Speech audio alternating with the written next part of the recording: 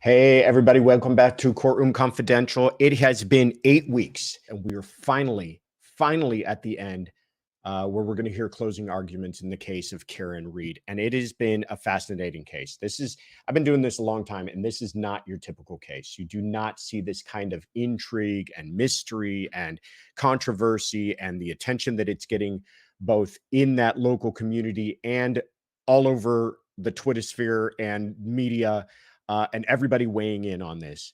A couple things to go over. One, each argument is limited to an hour, which is interesting to me because this has been a long trial, and that is a lot to wrap up in 1 hour. But I guess in Canton and with this judge that they feel you've heard everything, and if you haven't decided where you fall on some of these issues that cannot be wrapped up in an hour, well then, too bad, so sad.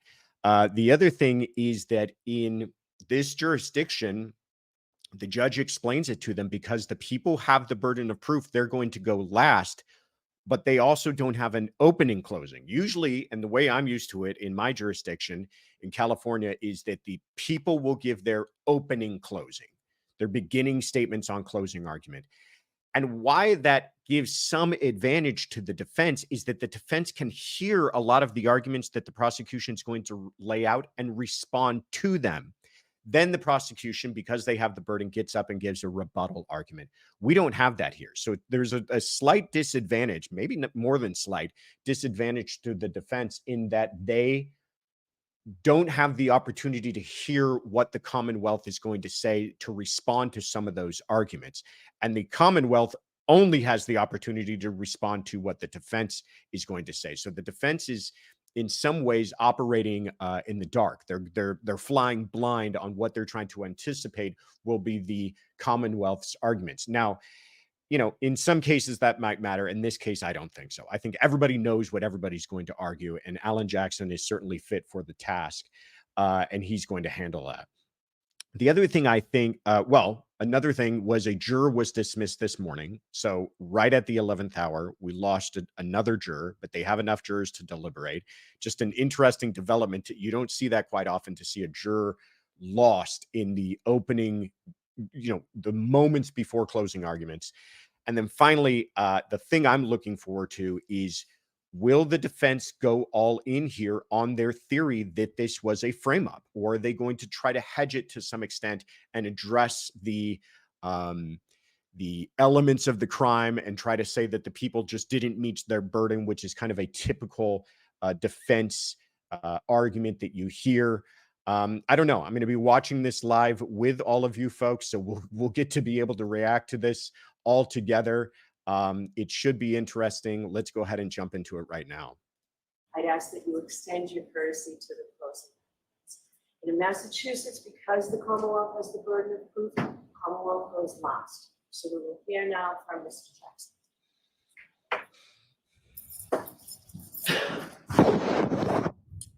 Thank you, Your Honor.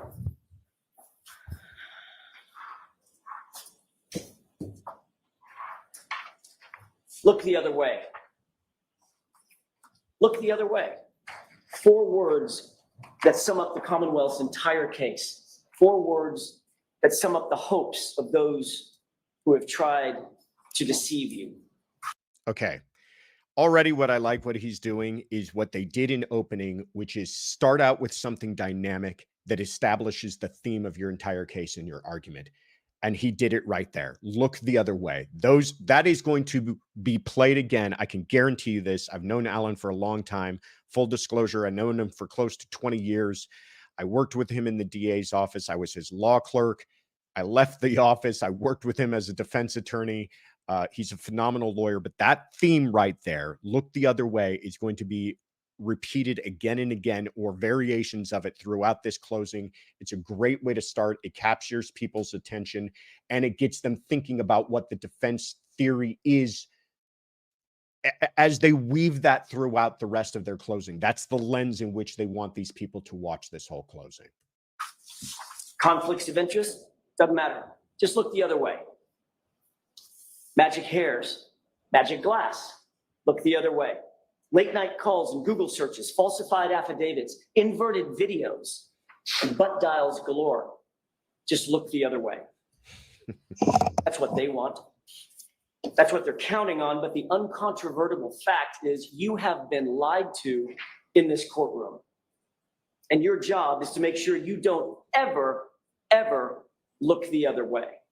Okay. Well, we know now. Are they going to jump all in on their defense theory? Absolutely, they are. I think that they are not pulling back on the idea that this was a complete frame-up job. This is not going to be one of those arguments where the people have the burden. They didn't reach that burden. They failed to provide to you with the evidence that can get you to a conviction. They're saying, no, ladies and gentlemen, not only is she not guilty, but somebody else is guilty. We're going to show you, we have shown you over the past few weeks, and we intend to wrap that all up for you now and show you again who is actually responsible for John O'Keefe's death.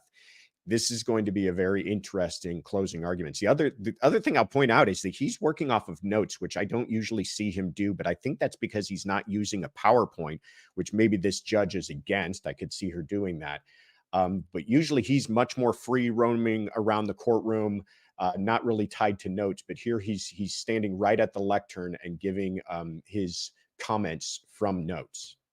Your singular duty is to stare down the evidence and do it unflinchingly and do it unwaveringly. You see, you're the only thing standing between Karen Reed and the tyranny of injustice.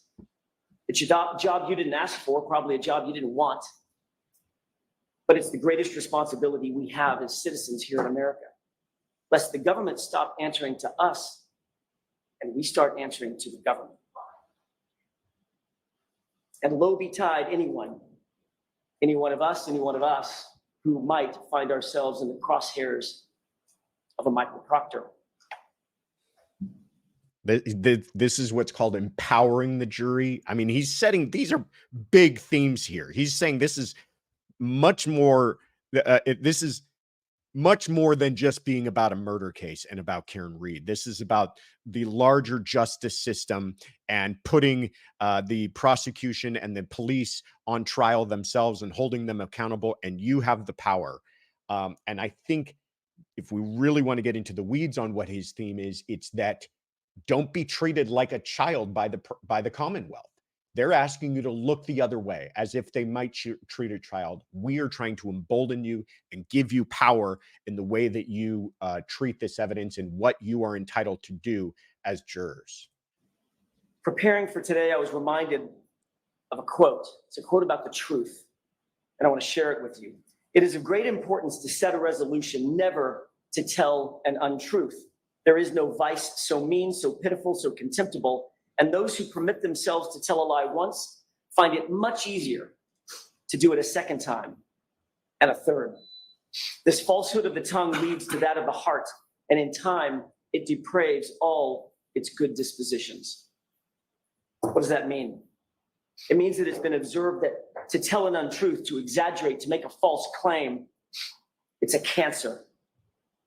One lie begets another, and it's a malignancy that grows over time. And that, folks, is how a cover-up is born. That's how a Massachusetts state trooper says in whispered tones to his friends when he thought no one was looking or listening, how he would make a case, how he would make it cut and dry, no matter the truth, how he would make sure to put, quote, serious charges on the girl. In other words, pin it on the girl.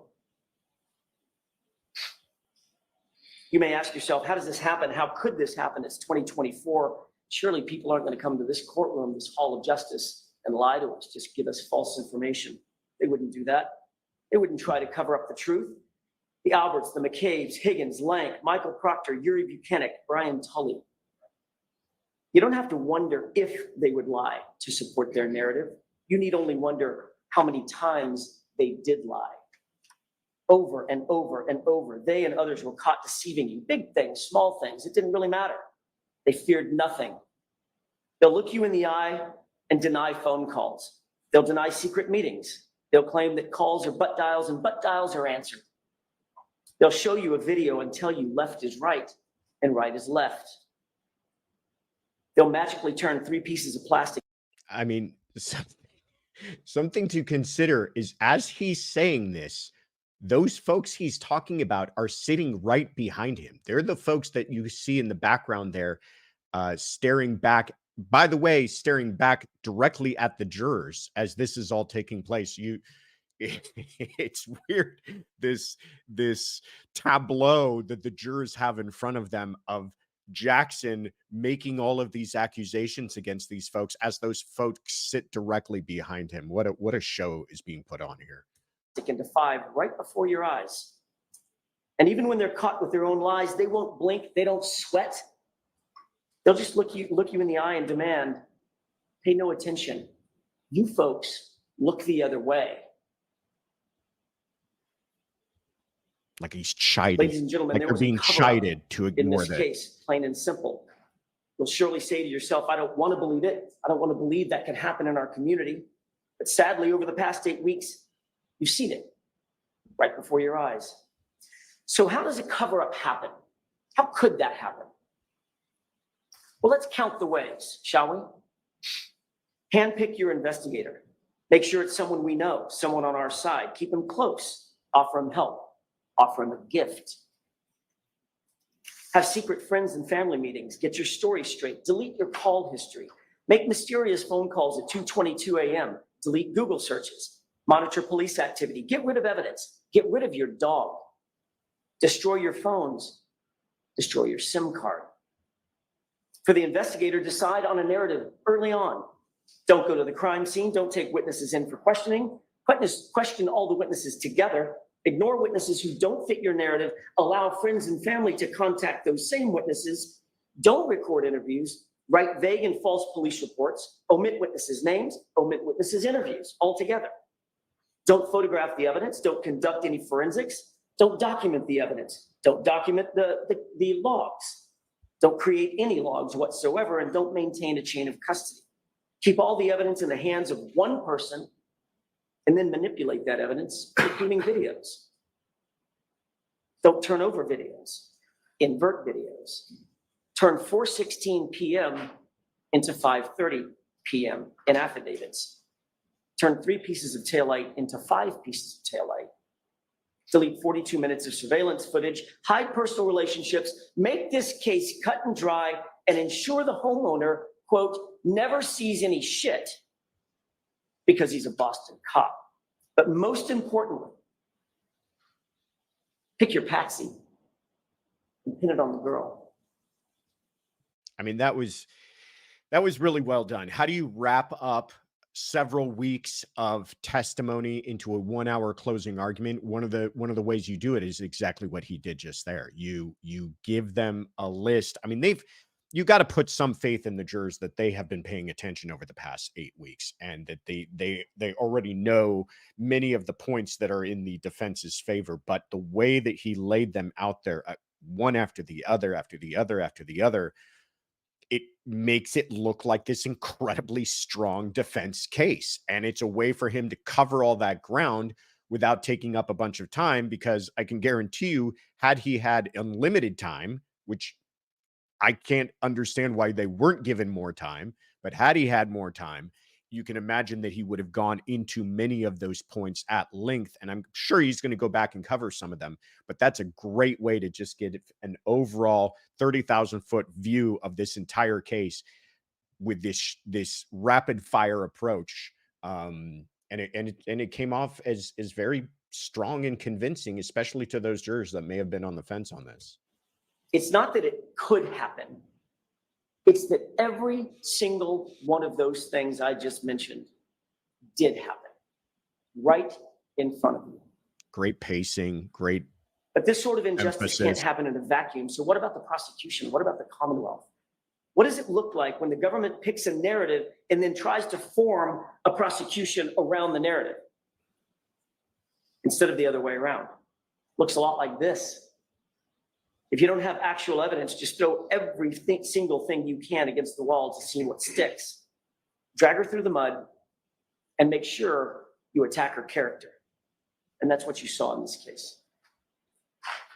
The Commonwealth spent much of their time and resources trying to vilify Karen Reed. They desperately resorted to calling witnesses to talk about Karen Reed and John O'Keefe's arguments. They even stooped so low as to call the children and put them through this ordeal. All to say that John sometimes got upset because Karen was too kind, too nice, spoiled them too much. Good point. Their arguments illustrated what anybody could imagine is a normal set of ups and downs for any couple. Even on January 28th, they talked it out, they communicated, they worked out their issues, and they had a nice, affectionate evening out with their friends. And you don't have to take my word for it. Pull the tape, as they say. Look at the videos. C.F. McCarthy, Waterfall. I like that. The idea, and I think this is so great for whatever side, prosecution, defense, whatever, to constantly invite the jurors to look at the evidence. You're not afraid of the evidence. You embrace the evidence. You encourage them to go ahead and take a look at it. And he's saying, don't take my word for it. Go back and look at the videotape. And I'm sure he's going to use that again. But it's this idea that there's no smoke and mirrors here as far as what I'm trying to do. There's no tap dance. I will want you to look at the evidence because I feel the evidence is powerful for my position. The words that every single person who testified in this case used about Karen Reed and John O'Keefe that night. Getting along, no issues, good mood, happy, affectionate, even lovey-dovey. No issues, no toxicity. They were a loving couple right up into the time Karen Reed dropped him off and he walked into 34 Fairview. If an argument with a loved one is a motive for murder, folks, we're all in trouble. Speaking of which, what is the evidence that John went into the house? The Commonwealth will tell you, undoubtedly, no, he never went in the house. And they'll point to certain witnesses who they say didn't see him go in. Well, the question you have to ask yourself is, can you rely on that? First, these are all people who are related to or committed to the Alberts in some way or another. That all-powerful Canton family, it's easy to say, I didn't see something, because how can that really be challenged? Some actually may not have seen John walk into the house. They were in the kitchen, as you recall, from Nicole. Third, at least one witness, Brian Higgins, forgot his narrative, at least for a second, and he admitted a man did, in fact, come into the house. And when he was caught and asked to describe that man, he had to. It was a little bit vague. You remember what he said. He was tall with dark hair. That was a telling slip of the tongue by Brian Higgins. But what's the real evidence of the unbiased data, the data that's not connected to the Albert family? How about John's Apple Health data? It shows that at 12:21 a.m., an important time, John arrived. That's established by the monotonic time clock that you heard about in this trial. It was on his phone, and that represents a huge problem for the Commonwealth. It shows that he took 80 steps and ascended or descended 3 flights of stairs at that time. And that makes perfect sense, doesn't it? It matches. Walks into the house, goes directly to the basement. There's your 80 steps and your descending flights of stairs. The big problem for the Commonwealth is he wasn't outside at the car ascending and descending stairs, wasn't climbing on top of the car. So they'll tell you, wait, don't look at the Apple Health data. Look at this other thing called Waze. But Rick Green explained that if you apply the 3-minute offset that is built into that monotonic time, it aligns perfectly. They don't want you to see that. They don't want you to pay attention. They want you to look the other way. There we go. Keep repeating that theme. Drive it home to them. But even more importantly, at approximately 12:32 a.m., someone holding John's phone takes another 36 steps and travels 25 meters. Why is that so important? Because by 12:32 a.m., Karen Reed was gone. She had already left the location. She left at 12:30. Trooper Garino told you that Karen Reed's phone connected to John's Wi-Fi at what time? 12:36. Okay. A couple things to point out here. One thing that you'll notice, or you may not, but it's good to pay attention to just understand his trial advocacy and skill here, is that he keeps on asking these questions. What, she arrived home at what time? 12:36. Now, he could have said, but we know that she arrived home at 12:36. But when you do it with this kind of call and response, question and answer, it's engaging to the jurors and it's asking them to recall those points, even though they're not answering out loud. It's asking them to recall those points so that they're involved and along for the ride. And there's a subconscious psychological thing taking place that when you're asking people questions and they're participating and getting those answers to those questions correctly, there's a kinship that starts to develop, which he's developing here with the jurors. What time did he arrive home? 12:36. Why is that important? Because we know that you had to have left 6 minutes away. And he's now going to go through that entire timeline, I imagine. And already starting out with, raising some really difficult questions that the prosecution better be able to answer. It is undisputed in this case that it's a 6-minute drive on a good day from 34 Fairview over to One Meadows. She was gone by 12:30, and John's phone was taking 36 steps and logging 25 meters at 12:32 after she'd left. So don't be fooled. John walked into that house, after which Karen drove away, and the scientific data all prove it. But also, Ryan Nagel and Heather Maxson prove it. In addition to the Apple Health data, Ryan and Heather both independently testified that they passed Karen's SUV as they drove away after talking to Julie. And Karen was alone in the SUV. John was not with her. He wasn't in the car. He wasn't standing outside the car. He wasn't sitting beside the car. He wasn't laying on the ground beside the car. He was nowhere in sight. There's only one other place that John could have been, and that's in the house. Exactly where the Apple Health data places him.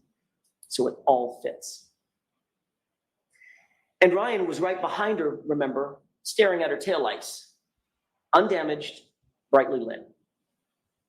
That brings up another difficulty for the Commonwealth, and that's their star witness, Jennifer McCabe. You'll recall that Jennifer McCabe claimed that she was looking out the door, staring at that SUV over and over and over again from 12:29 to 12:50. She was very specific about that time frame. But we know that the SUV was gone from 34 Fairview by about 12:30. Had to be in order to connect to the Wi-Fi at 12:36. So unequivocally, Jennifer McCabe was lying about watching that SUV, and it makes you wonder why. And this is great. He's not saying mistaken. He's not saying untrustworthy. He's not saying that she can't be believed. He's saying she's lying.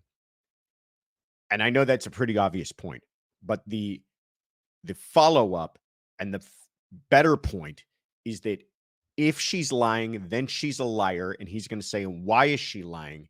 If she's lying and she's a liar, she's lying about bigger things, those bigger things being John O'Keefe entered that home, John O'Keefe was killed in that home or nearly killed in that home, and John O'Keefe was dragged outside, and they're all covering up for each other, because you have to believe that's the kind of lying taking place here.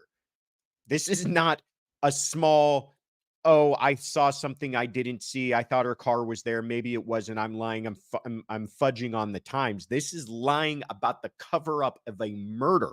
And you've got to get these people believing that's what they're willing to do. And here's their motivations and how far they went in order to cover up this murder and frame someone else, an innocent person, for it. That's a lot to get people to sign on to.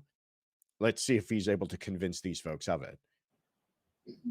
And to add to that deceit, she was also blatantly lying about the calls to John's phone. You remember that colloquy back and forth. She said that every single one of those calls to John's phone during that time was a butt dial. How are those lies connected? And why are they connected? Jennifer McCabe knows. Was she butt dialing John over and over? Or was someone looking for John's phone that went missing? Let's talk for a second about what actually happened in the time leading up to everyone going to 34 Fairview. Brian Albert, Brian Higgins show up drunk at the waterfall. They'd been drinking in the afternoon. You know about the flirtatious texts that were sent between Karen Reed and Brian. Higgins was clearly pining over Karen, but for her, the flirtation had ran its course It was done. She was happy and committed to John. You can see that in her actions with John that night. You don't have to guess. Brian Higgins, however, you can see in his actions, he wasn't quite so satisfied and he wasn't done. His text message, well, meaning, what the hell, Karen? What about me? Seemed aggressive, seemed annoyed. He didn't like being ignored. That was pretty clear. So he's 5 or 6 whiskeys deep into the night by this time, and she continued to ignore him. Then oddly, Higgins, who doesn't know John all that well, seems to want to coax John to 34 Fairview. I draw your attention to the waterfall tape if you want to take another look at it. It's at the 11:57 mark. Between 11:57 and 11:58. Take a look at that tape. Inviting them to look He's at just the about evidence. to leave. Higgins is just about to leave. He points over at John and he motions for him. Come on. Come on, come with me. And then at 12:20, he texts him, you coming here? This is a person he doesn't really know and didn't really talk to that entire night. Ask yourself, why was Higgins so insistent that John go to 34 Fairview that night? Ask yourself. And then there's that sparring and fighting that he and Brian Albert were engaged in. Of all the things they could be doing, this is what they were doing just minutes before John O'Keefe walked into that house at 34 Fairview. We know that once John actually did walk in the door, it's about 2 steps, 4 feet or so, 2 steps for an adult male to reach that basement door. Remember, everybody was gathered in the kitchen. That's what Nicole Albert said. And every single witness agreed that at some point, Brian Higgins and Brian Albert left the group and went to another room. Where did they go? Where did they go together? Another important point. Chloe was not upstairs.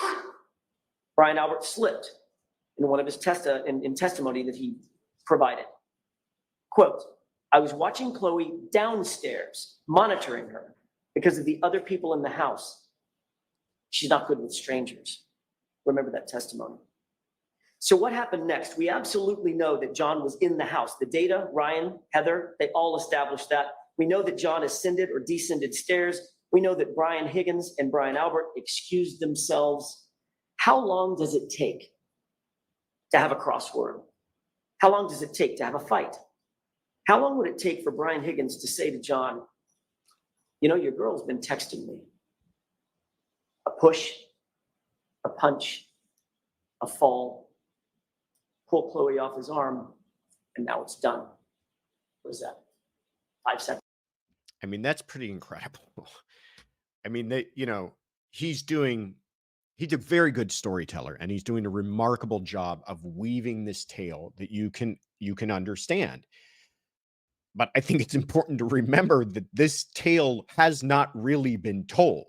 This is what's being told by the defense, but all of the testimony was contrary to all of this. But he's done, and again, a remarkable job of saying the reasons why you should ignore all of this. And here's a story that could fit into the timeline and the elements of what we know and what are provably true as far as where his phone was and where he was. And easily this scenario is something that could have happened. But again, step back for a moment, try to remain objective and ask, what is he asking you to accept? And it's a really tremendous story about the cover-up of a murder. Again, I'm not saying they haven't proven that. I'm not saying that the Commonwealth hasn't failed to prove their case. I'm just saying you have to sit back and ask yourself for a moment the undertaking that the defense has assumed here in giving this theory to the jurors. And will the jurors, maybe they don't believe the Commonwealth, but are they going to believe this narrative? Now, if they don't believe either, they should come back not guilty. And that very well might be what they do. But this is a hell of a serving that they're asking these jurors to eat up here. Seconds, 10, doesn't take long at all. And then the panic sets in. It wasn't intended to go that far, but what's done is done.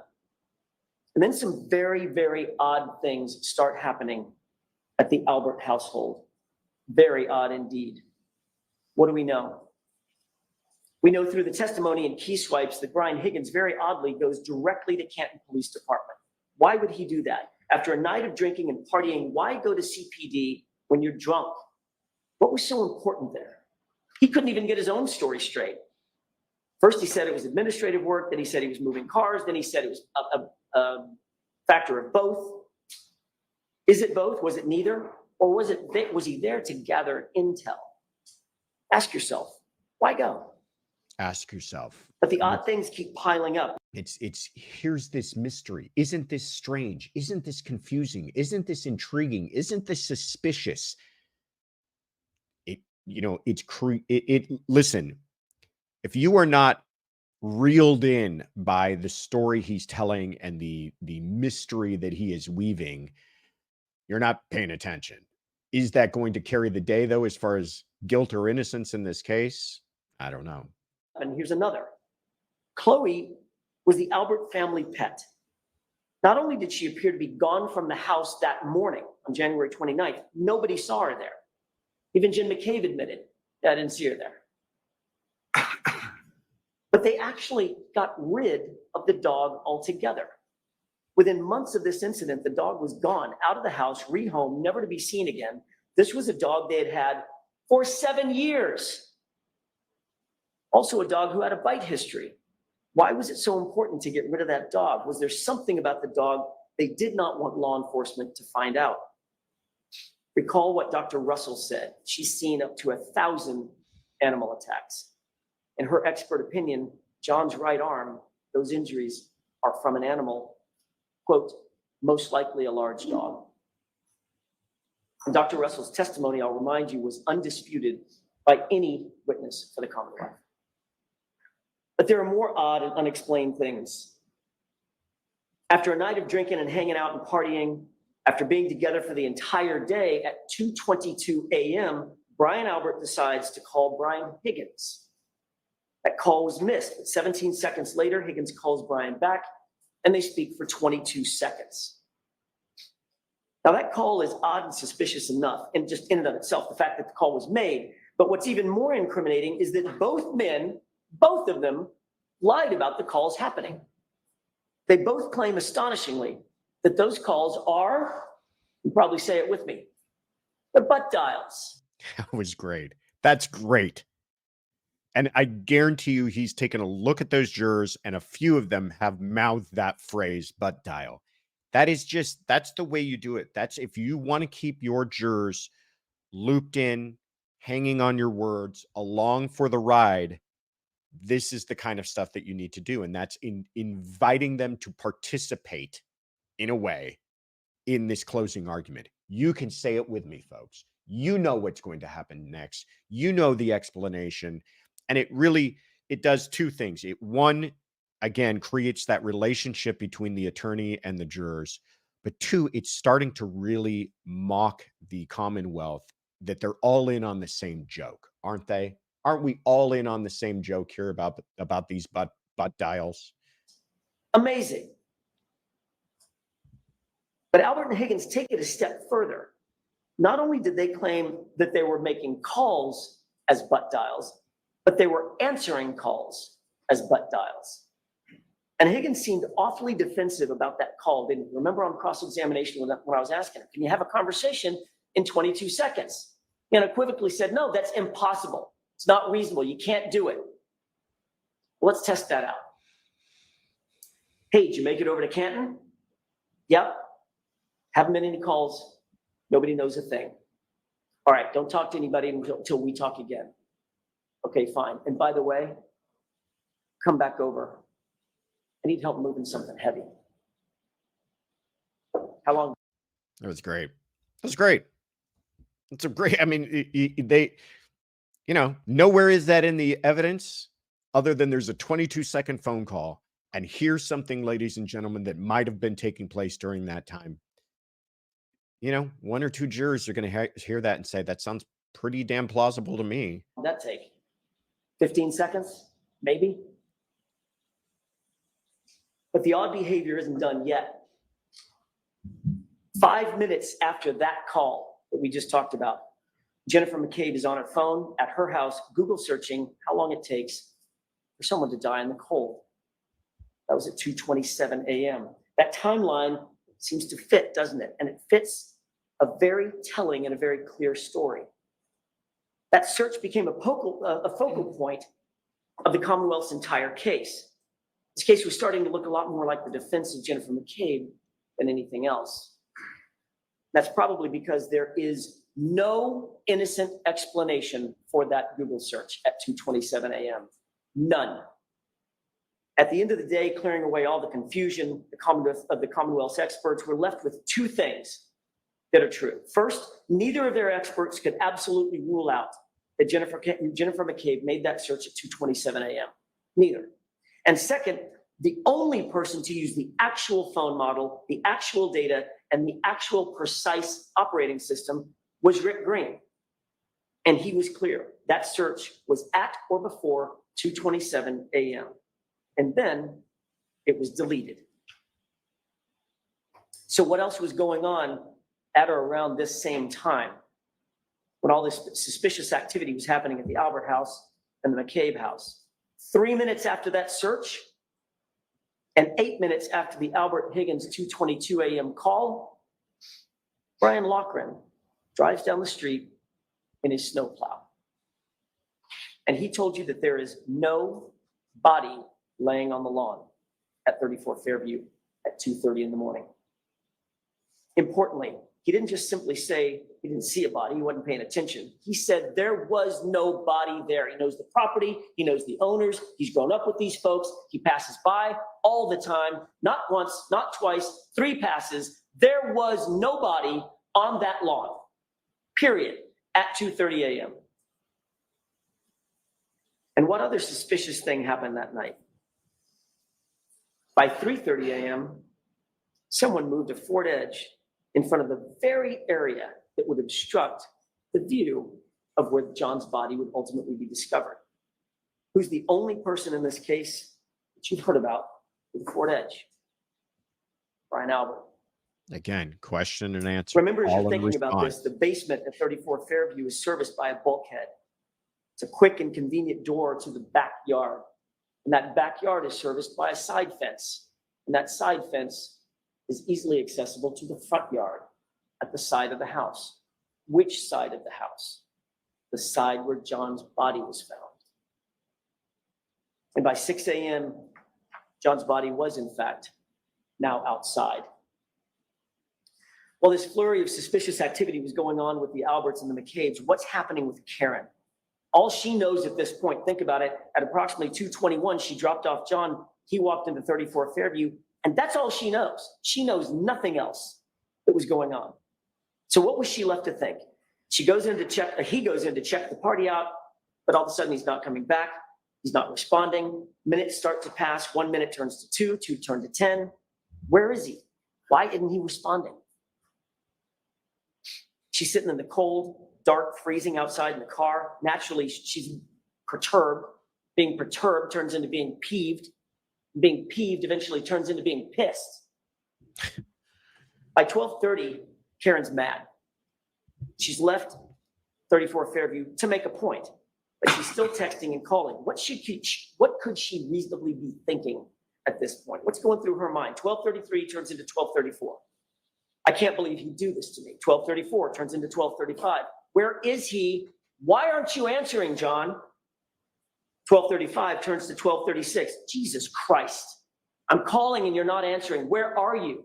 Pick up the phone. But there's still no answer. There's still no response.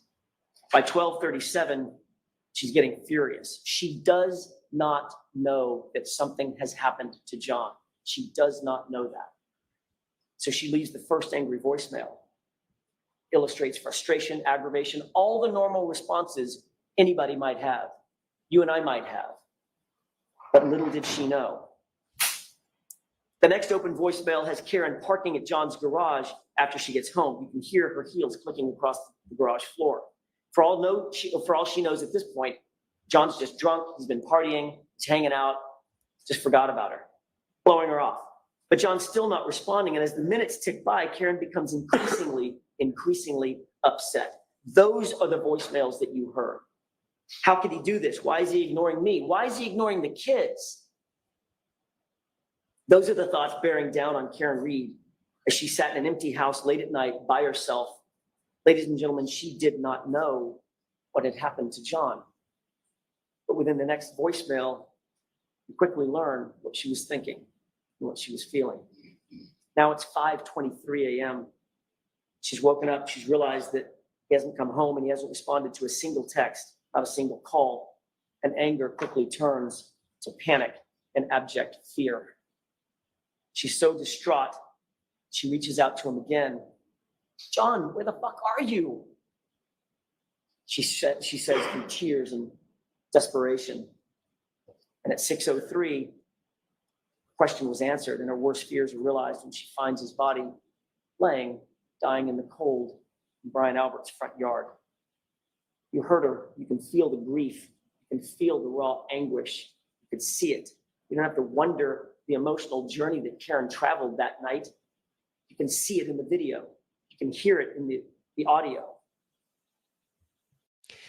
That was, I think, in my view of this case, probably the most powerful argument of the closing thus far. And a lot of people are not going to feel that way. I know that. A lot of people are, looking at things like the cell phone and the dog bites and the accident reconstruction and everything else. But to me, some of the most powerful evidence in any trial is the words that come out of the defendant's own mouth, whether that's the defendant taking the stand and testifying, whether that's the defendant giving an interview to police, or whether that's some sort of recording, as we have here with these voicemails. And so to hear the words and the emotion of this woman at the time that the Commonwealth is saying she had just killed someone, the defense is saying she doesn't know where he is. To me, that's fairly obvious from the voicemails. And the thing about it is you don't have to buy the beatings and the dog bite and the cover up and the tail light and all of that other stuff. If you know at that point, she doesn't know where he is. She doesn't know what happened. To me, that's the hugest problem with the Commonwealth's case. Intent. They're trying to say that these voicemails provide some sort of motive and show an animosity. To me, they're the biggest problem the Commonwealth has as far as intent. If people are going to believe that she hit his car, she hit him with her car, or she didn't. And if she did hit him with her car, that's not the end of the story for the Commonwealth. They have to show that she did it on purpose with a criminal intent. And if you've got a person making 53 different phone calls asking, where are you? What happened to you? I can't find you. Get home. And it starts off angry and, like he said, turns into abject fear. That's a real problem with intent, because now you're going to have to ask people to assume that is the diabolical pre-planning of a murderer. I thought that was probably the most powerful thing I've heard Alan put together in this closing thus far. Not to say that the rest of it hasn't been good, but when you really think about it, it comes down to the intent of this woman. The Commonwealth doesn't have a case if this is an accident. Even with blood alcohol level and everything else, I still think they have a huge problem here. And something that I found remarkable wasn't touched on as much by the defense because they're going with this frame up theory. But I thought this was an excellent way of addressing that. From the time he left her and walked into 34 Fairview and she called, she reached out 53 times. She called him 53 times before finding his body. You don't do that to somebody that you know is dead. To believe that she murdered this man. Yeah. And then after that murder, she called him not once, not twice, 53 times. Excellent point. It makes no sense. Excellent. What does make sense is that she emotionally moved from anger, then to panic, then to grief. So back at 5:07, when she began her search looking for John, She backed out of the garage, and what would happen next would change the entire course of this case. As she backed out of that garage, she hit John's Traverse and cracked her right rear taillight. Folks, the Commonwealth has one job to do in this courtroom. It's an immutable responsibility to provide you with the truth. That's it. Not to win the case, but to seek justice and to do it through the truth. Ask yourself, did you get that truth from the Commonwealth? The Commonwealth continually tried to tell you that that video showed that the SUV came close to John's Traverse, and it took us showing you the video to unequivocally establish that Karen hit that car and cracked her taillight at 5:07. You can almost hear an audible gasp in the courtroom when we finally showed you the actual video. You can see that tire move. Always a good job for the defense to point out when it was something they had to do to bring up to the jurors, that it was not something brought up by the prosecution, because I do feel that that is the prosecution's job, and they should be held accountable if there's something that the defense had to go through to reveal. And it is the truth. It's not manipulation. It's the video. I'm only going to show you one series of exhibits during my entire closing, but it's that important. And it's this. Look at the condition of her taillight when she pulls out of the driveway at 5:07. That taillight, and I'm going to choose my words very carefully here. That taillight is cracked, but it's not completely damaged. And if there was any question in your mind about the level of damage to that taillight at 5:07, all doubt was extinguished when Dighton Police Officer Barrows walked into this courtroom. He's a sworn officer. He's not associated with Kenton. He's not associated with the Alberts. He's not associated with the McCabe's. He doesn't know Michael Proctor. In other words, he doesn't answer to any of these folks. He's an outsider and he's completely independent. And his words were the following, quote, "That taillight was not completely damaged. It was cracked. A piece was missing, but not completely damaged." Take a look at this photograph and tell me, which one looks like Officer Barrows' description?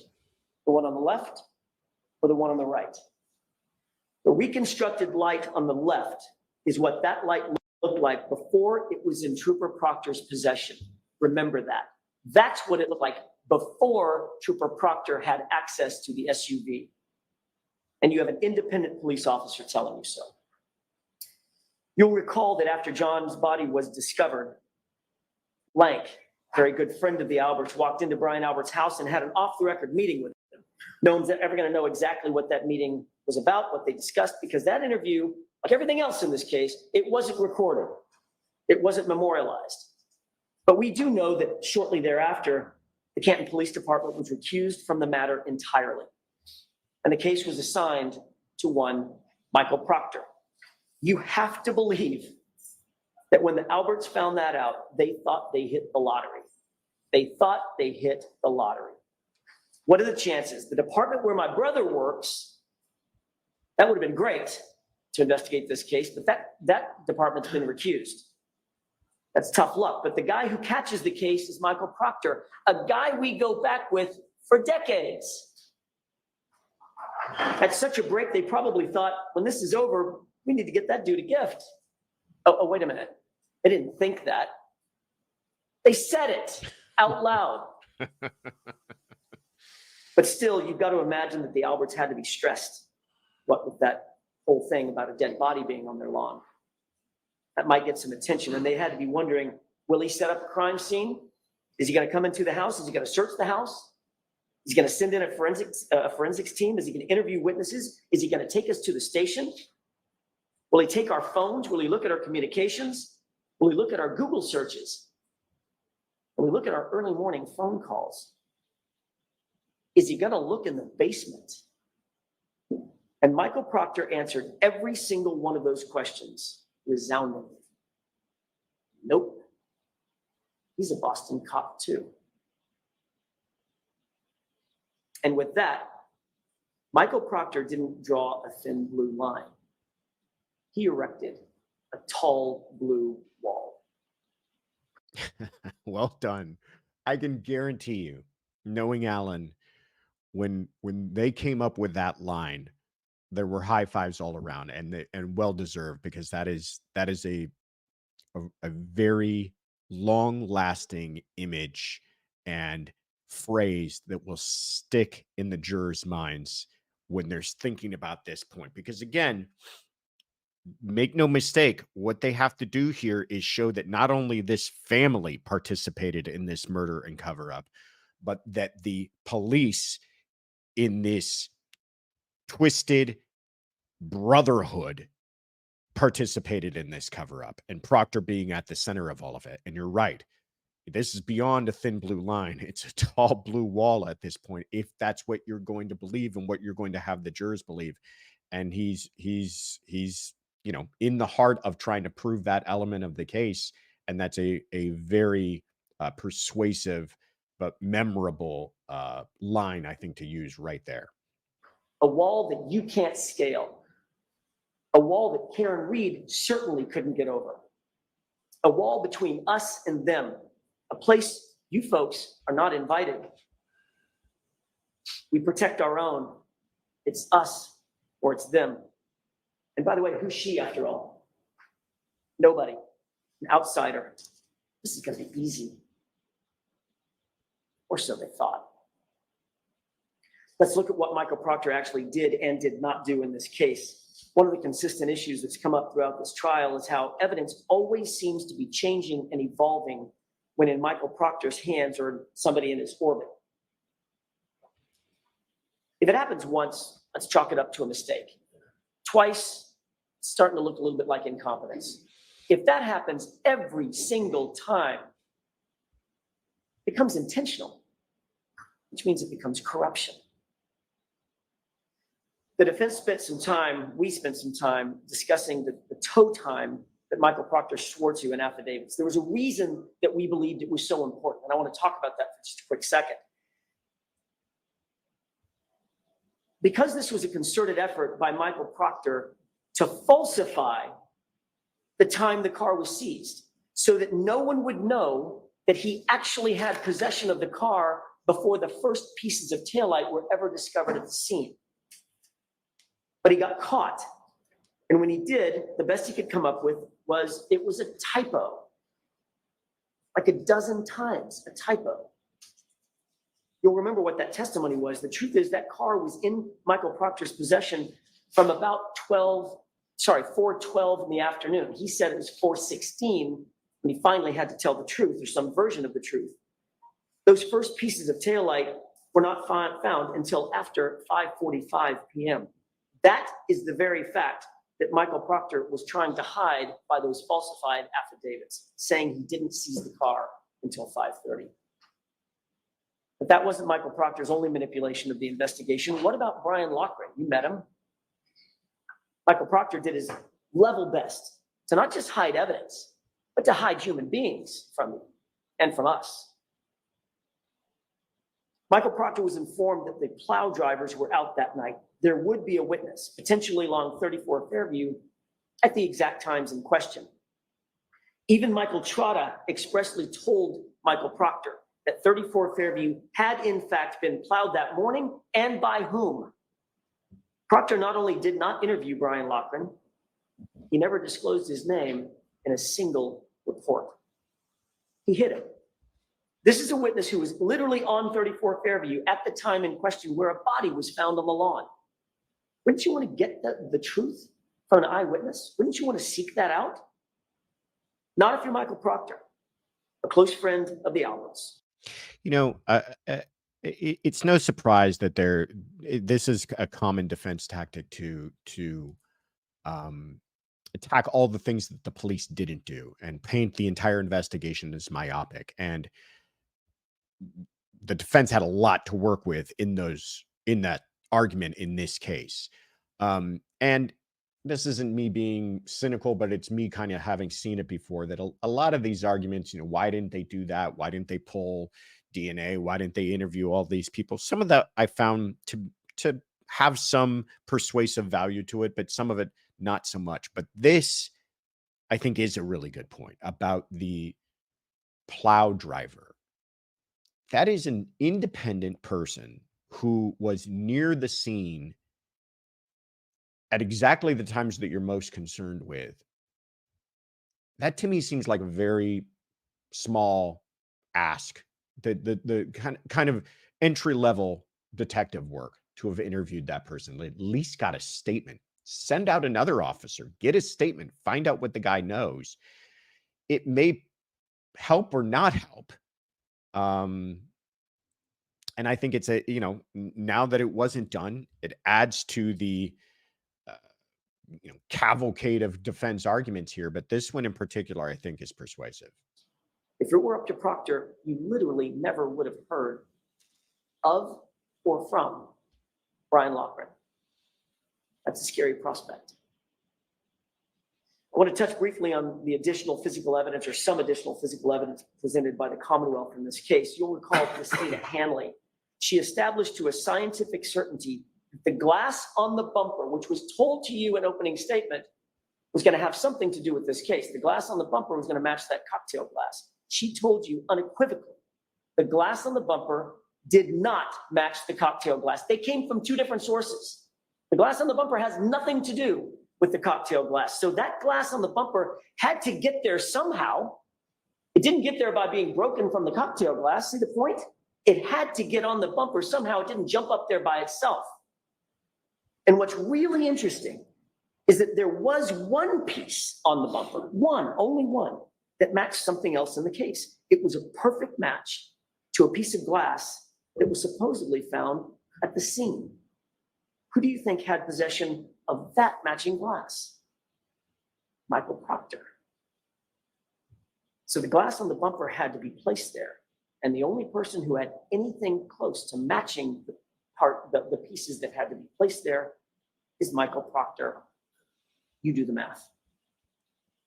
That leads us to the magic hair. The Commonwealth spent a lot of time bringing in experts about mitochondrial DNA and maternal DNA lines and comparative analyses, and all that sounds really great and really sciencey, except for the fact that it just doesn't matter.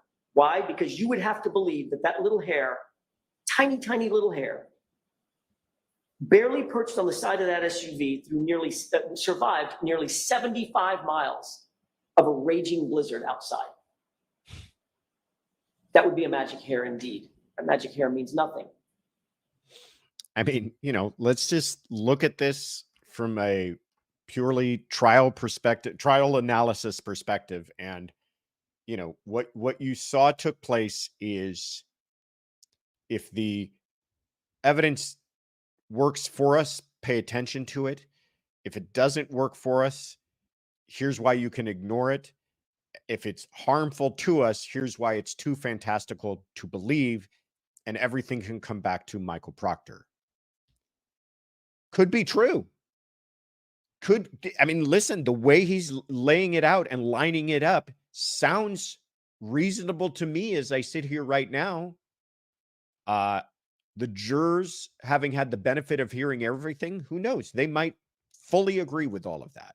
But I just wanted to take a moment to point out that's what's happening. He's not saying the hair proves something else. He's saying ignore the hair because it's ridiculous. It could have stayed on them. Okay, fine. That's an argument. But, then you're going to go back to other evidence and say you can consider that, or other witnesses and say you can consider them. Listen, it's not trickery. It's just good advocacy. And you're seeing that on full display here. The DNA means nothing. And that's because the hair was from somewhere else. It certainly was not from a motor vehicle incident at 34 Fairview on January 29th. That hair was placed there. I mean, that's what the jurors are going to have to believe. Planted evidence. Also married. No way around it. Planted evidence is what he's saying. He's saying the words placed there, maybe perhaps to give it more of a soft landing, but he's talking about planted evidence by a police officer in the cover-up of a murder. No question about it. That's what they are asking the jurors to believe. There's very little discussion. John's DNA would be expected to be found all over that SUV, inside, outside, the exterior, the interior, everything he touched would have had his DNA on it. Here's what's actually important about that DNA. No DNA was found on the interior of that taillight. The taillight that they now claim crashed into his arm and shattered. No blood was found anywhere on that taillight or any taillight pieces. And no tissue was found anywhere on that taillight or any taillight pieces. But we're to believe that that taillight literally exploded on John's arm at 25 miles an hour with 1,000 pounds of pressure. We talked about the evidence doing very funny things when in Proctor's possession or the possession of somebody in his orbit. Now think about the videos that you saw. How many videos appear to be somehow manipulated or altered? Just about every single one of them. Look at the video of the Sally port. Let's take that one, for example, that grainy one. It's missing the exact time that would show the condition of the taillight when it was pulled in to the Sally port. Pretty important time, wouldn't you think? Did someone not want you to see what the condition of the taillight was at that exact time? But the good news is there's a second video. It's much clearer. And it's from the same time frame. We didn't get that one for about 2.5 years into the investigation. Literally, it was after the trial started that one was turned over. And this is important. The Commonwealth introduced you to a person by the name of Yuri Buchanan. They presented video showing what was clearly the right side of the car. They asked questions about the right side of the car. You'll recall, Mr. Lally asked Sergeant Buchanan, did you or Trooper Proctor ever go at, or near the right side of that taillight? And while he was asking the question, what appeared to be the right side of the car was looking at you. The video was still up. Buchanan paused, turned earnestly into the microphone, stared at you and said, never. We never went anywhere around that taillight. While he was showing you the right side of the car. And that trick might have worked until we got up to cross-examine him. And only then, on the second day of his testimony, did he have to admit that the video was actually inverted. This was such a huge unforced error by the Commonwealth. I mean, think about what a non-issue this video was. It was just simply showing the car parked inside of the garage. I don't think the prosecution was really trying to use it to prove all that much, but lazily or stupidly or incompetently, they didn't realize that the video was inverted. And then Lally does start to get into trying to use it for some sort of evidentiary value and talk about having something blow up in your face because you just didn't take a look. There's obvious things that were backwards in that video that anyone could have spotted if they had taken a moment to just see what it was. I mean, the fact that you're going to play something in a trial like this, knowing that these defense attorneys are squarely up your ass and you're not going to review everything that you put up there and just have it blow up in your face so that it comes out on cross. And again, what might not be all that important of a point now looks like a huge point in the hands of these defense attorneys. And I applaud that on their behalf. It was backward.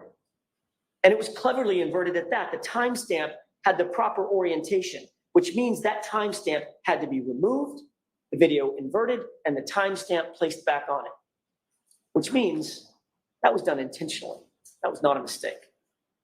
And when caught in that obvious fabrication, Buchanan doubled down and said, it's exactly the same. You remember that back and forth.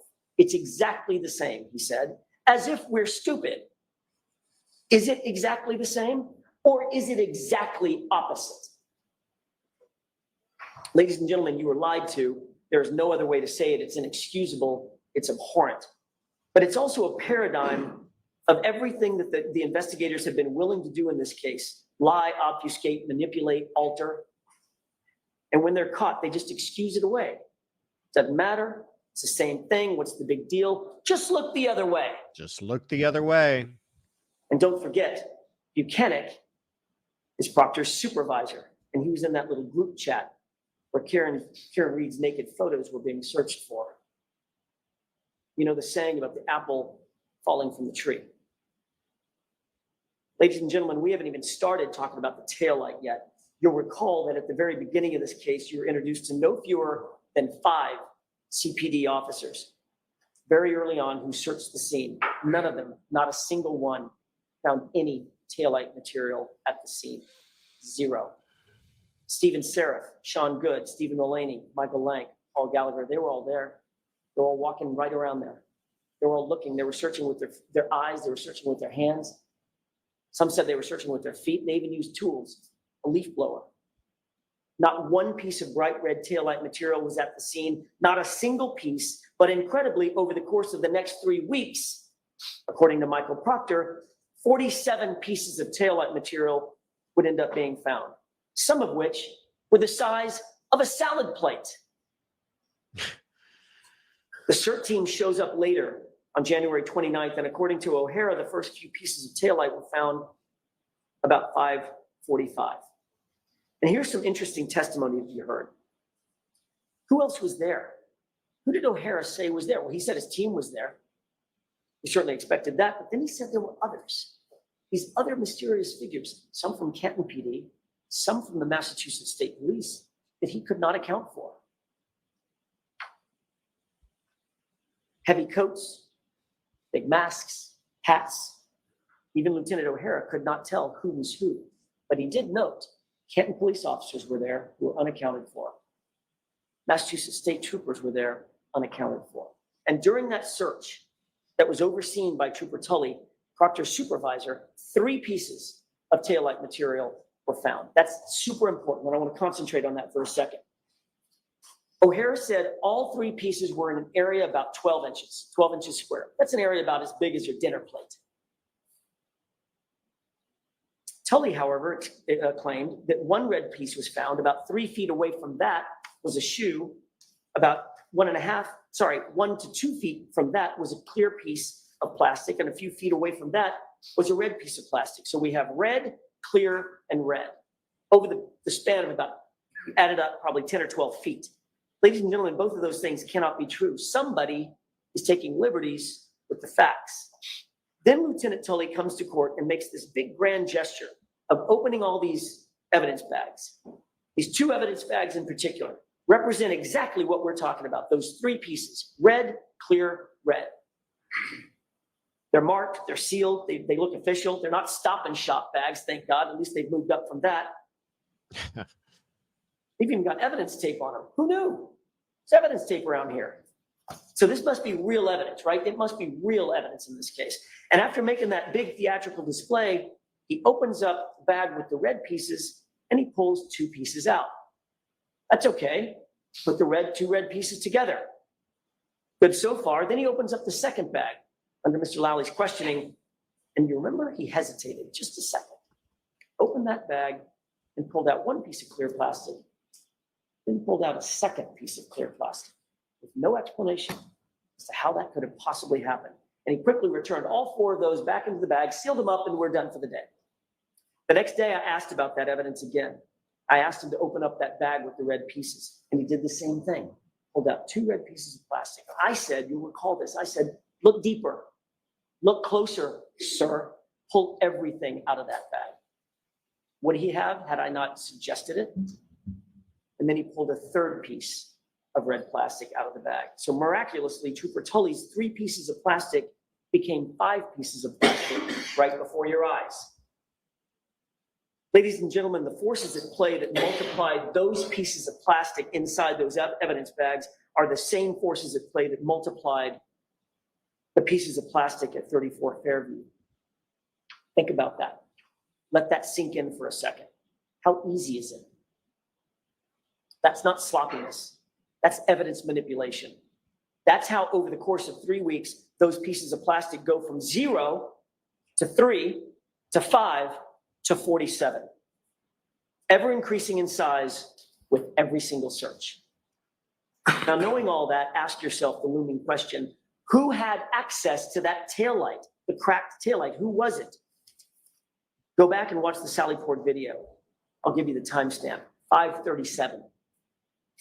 And see it for yourself. We know that Trooper Proctor, with binder in hand, walked by himself. Once we corrected the video from being inverted, you can see that he walked back by himself to the right rear taillight where nobody could see what he was doing. Higgins' own key swipes put him in the Sallyport that same afternoon and evening. And then the Sallyport video magically skips and Chief Berkowitz appears right next to Proctor at the back of that vehicle in the same spot, and they walk out of the Sallyport together. Where were they going? Think about how much time we've just spent on where detectives were, where evidence was, how evidence was being collected, whether or not they had the opportunity, and very little time talking about whether or not Karen Reed hit John O'Keefe with their vehicle. And I'm not pointing that out to criticize. I'm pointing that out to really be astonished by it. I mean, he's flipped this trial on its head. We are talking about, this case has become, according to the defense, that the case of is are the investigators and the police force in this case corrupt? And did they frame a person? Did they frame someone for murder? And were they working along with these other family members to frame somebody for murder? That's the closing argument he's giving. This is not the closing argument of whether or not Karen Reed hit John O'Keefe. I mean, I know that it is, and I know that he's addressed that. But had you never seen any of this trial, you might come out with a verdict of guilty, and that verdict would be guilty against the police force. Remember O'Hara? Unidentified troopers and Canton cops were at the search at 34 Fairview. How hard is it to drop a piece of plastic? We spent a long time talking about the compromised and altered and tampered and manipulated evidence, and now I want to switch and talk a little bit about the true facts in this case, because you did hear some true evidence and true facts. The Commonwealth presented about 67, maybe more, witnesses and expended 30 plus days of trial and 9 weeks of your life. Maybe we're in the 10th week. For what? It should be relatively simple, right? The Commonwealth claims that Karen Reed pulled up to 34 Fairview, John got out of the car, she reversed into him and hit him, and then she drove home. That's 4 facts. It's just 4 facts. That's all it is. What evidence do they actually have to prove that that SUV ever hit John? The answer is none. They don't have any. There's no evidence whatsoever that Karen Reed's vehicle ever struck John O'Keefe, or that Karen Reed ever wanted to strike John O'Keefe. That's the better point. In fact, every single piece of material evidence in this case unequivocally proves the opposite. John went into that house. That SUV was not damaged by hitting John, and John's injuries did not come from being hit by a car. That's what the evidence actually shows. The Commonwealth knows that, and they've known it for a long time, and Proctor knows that. Because of that, the Commonwealth just resorts to character assassination and talking for weeks on end about the snow. Let's talk about what the real evidence actually shows, the unassailable science. Let's talk about the truth. Concerning John's injuries first, the Commonwealth's own medical examiner, Dr. Scortibello, could not conclude that John was hit by a car. Think about that. And she would not even say that it was a homicide. She told you without any dispute in this case, quote, evidence pointing toward one manner of death is no more compelling than evidence of a competing manner of death, end quote. Her words, not mine. She went on to say it's just as likely that he was punched and fell backward. His injuries are consistent with that. In fact, in her expert opinion, his injuries are consistent with a physical altercation, as she testified, but they are not, in her words, not classical injuries from an auto pedestrian accident. That by itself is reasonable doubt. But the evidence and the truth goes far further. We introduced you to not one, but 2 thoroughly credentialed medical examiners or medical experts, Dr. Sheridan and Dr. Russell, both of whom said John's arm injury is consistent with an animal attack. Dr. Russell studied, diagnosed, and treated up to 1,000 animal wounds. She's an expert in animal wounds, and she was unequivocal.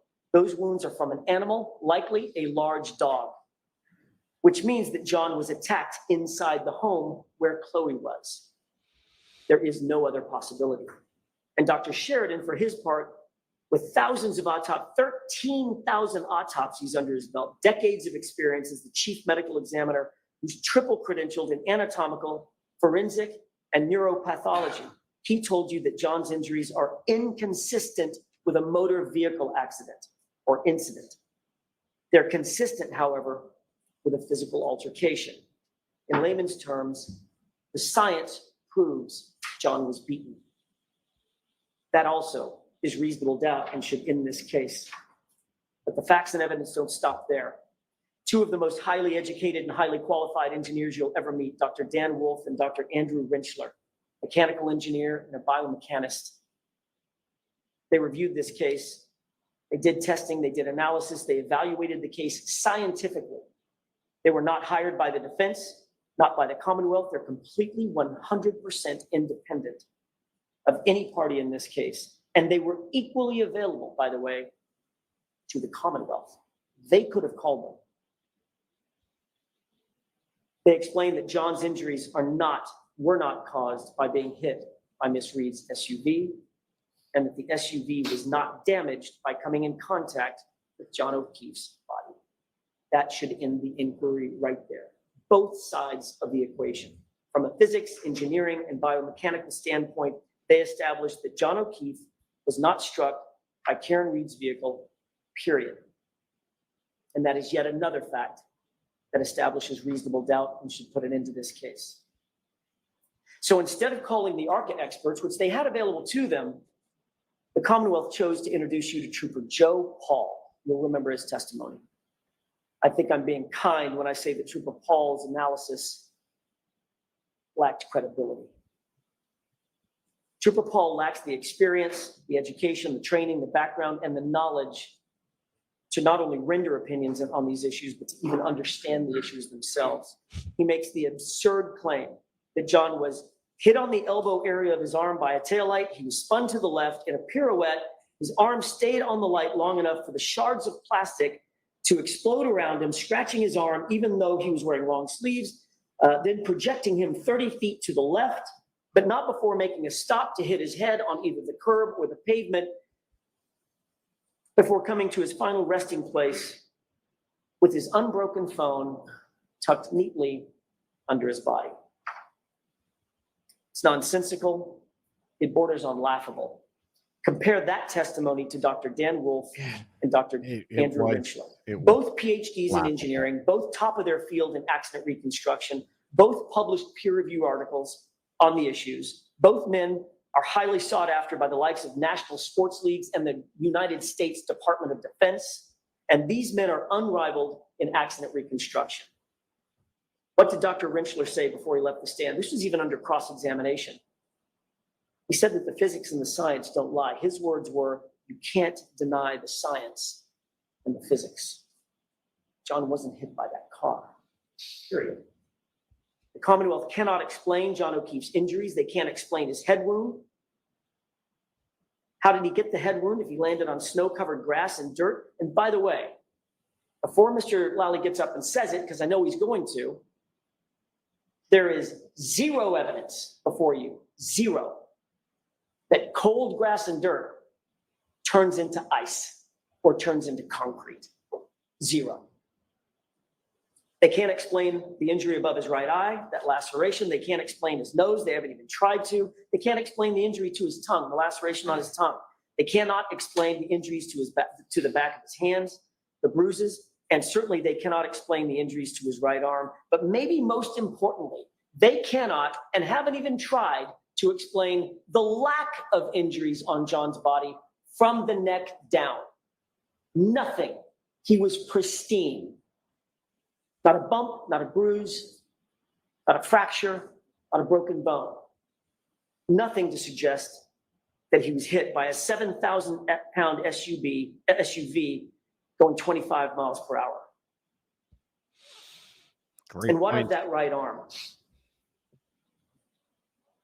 According to the Commonwealth's best and brightest, Trooper Paul, John absorbed the entirety of the collision, the whole collision, with that 3.5-ton SUV entirely with his right arm, launching him some 30 feet.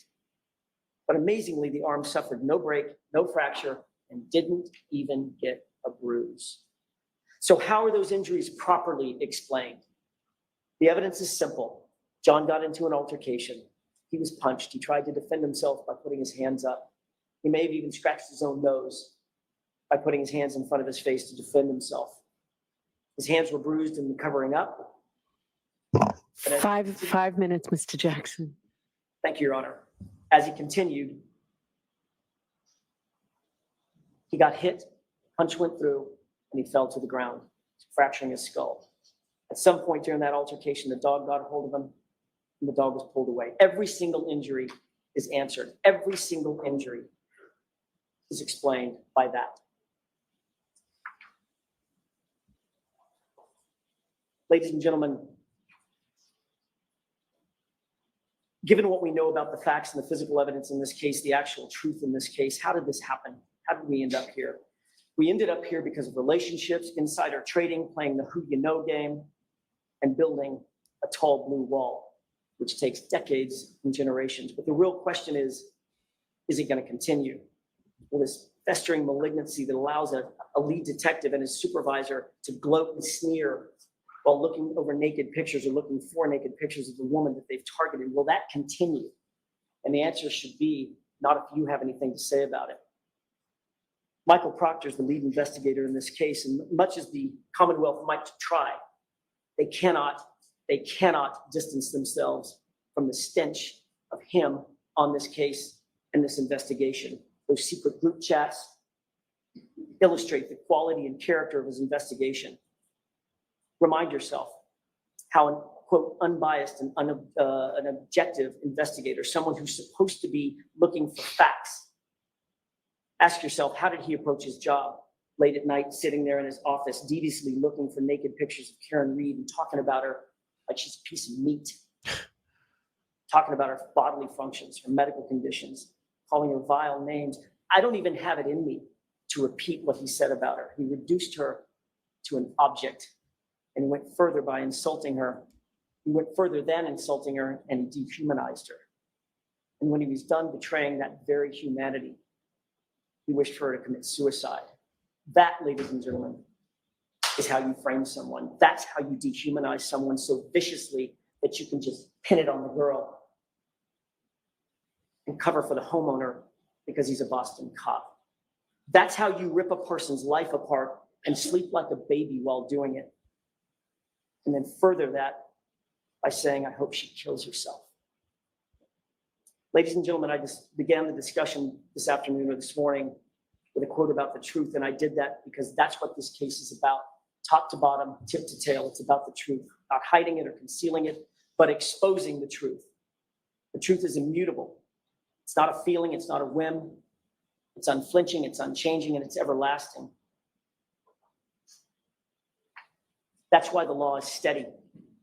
That's why it's not captive to the whims of people drunk with power who think they're above the law, who think they're above scrutiny. That's why you stand as the guardian of justice and the protector of justice. The law demands the very integrity that Trooper Proctor and his investigation lacks, and it requires that you cannot convict Karen Reed unless the Commonwealth has met its incredibly high burden to prove every element beyond a reasonable doubt and to a moral certainty. And a moral certainty is defined as the highest degree of certainty possible in matters related to human affairs. It's the highest degree possible in your life. That's the level of certainty. And I'll leave you with this. You have the most powerful tool known to American jurisprudence because you have your vote.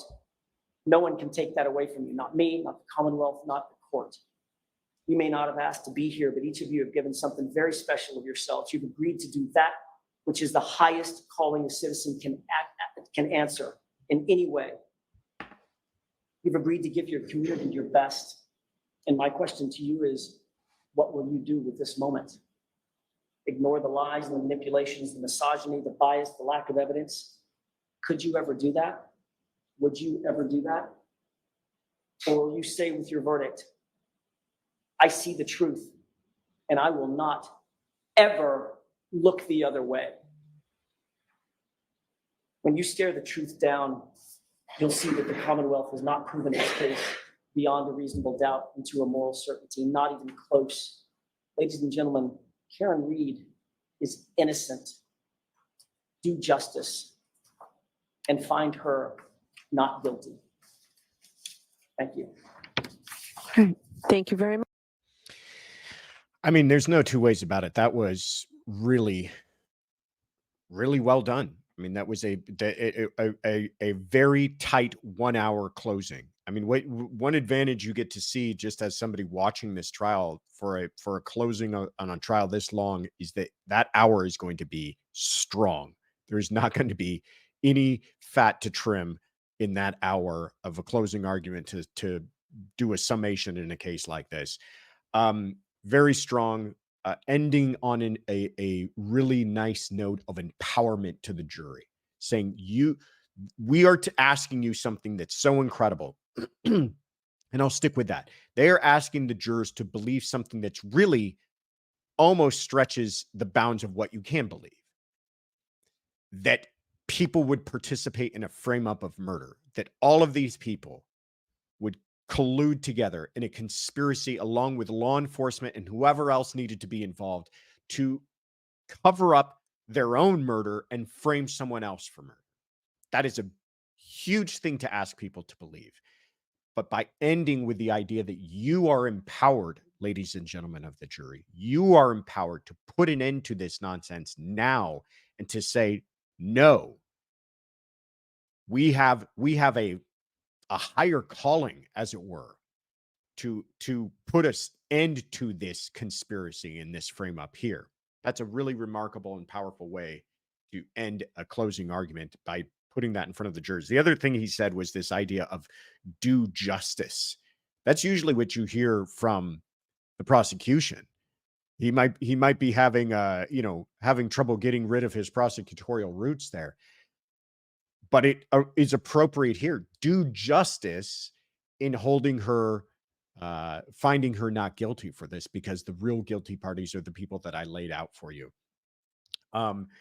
It's interesting too to me that the definition for beyond a reasonable doubt is moral certainty in the Commonwealth. That is really strong language. You don't see that language in many other jurisdictions, and that makes it seem like that burden is incredibly high. Moral certainty. I doubt that there's anything I'm morally certain about in this entire world. The way that he spelled it out and the way that it sounds like there. But one last thing is no elements of the crime whatsoever. No elements about what is second-degree murder, what is involuntary manslaughter, what is any of the things that she's charged with, any of the elements even of the defenses that they proposed. This wasn't about that. This was about, did she hit him or not? And I think both sides are probably going to bring it right down to that. Did she hit him or not? And if she did, she's guilty. If she didn't, she's not guilty, which I, again, think is an oversimplified way of presenting it from both sides to the jurors. Because I think at the end of the day, she still could have hit him and not be guilty of these crimes. But let's go ahead and stop hearing from me and get into the defense closing argument here. Or pardon me, the prosecution, the Commonwealth's closing argument.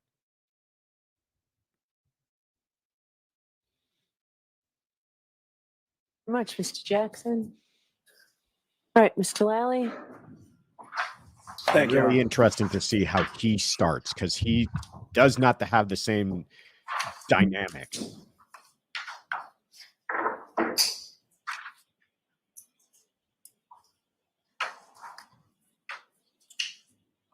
I hit him, I hit him, I hit him, I hit him. Those are the words of the defendant. 4 times. You heard testimony from 4 different witnesses who overheard and observed those statements from the defendant on January 29th, 2022. You heard testimony from firefighter Timothy Nuttall. He was trying to bag valve mask Mr. O'Keefe. He was working on resuscitative efforts to try to save Mr. O'Keefe's life. He asked if anyone saw anything or knew what happened. And the defendant said, I hit him, I hit him, I hit him, I hit him. I mean, good start. I'm trying not to jump in as much with the Lally's presentation here, but a good start. It's no shocker to me. That's the strongest part of his case, I think, is that, how do you get around the fact that if you believe all of these people, unless you believe they're in on the conspiracy too, but if you believe all of these people, she's basically admitting to having committed the crime from the very simple version of it, whether or not she hit him. Yeah, dynamic, caught their attention, certainly shows that he's out to trade some punches.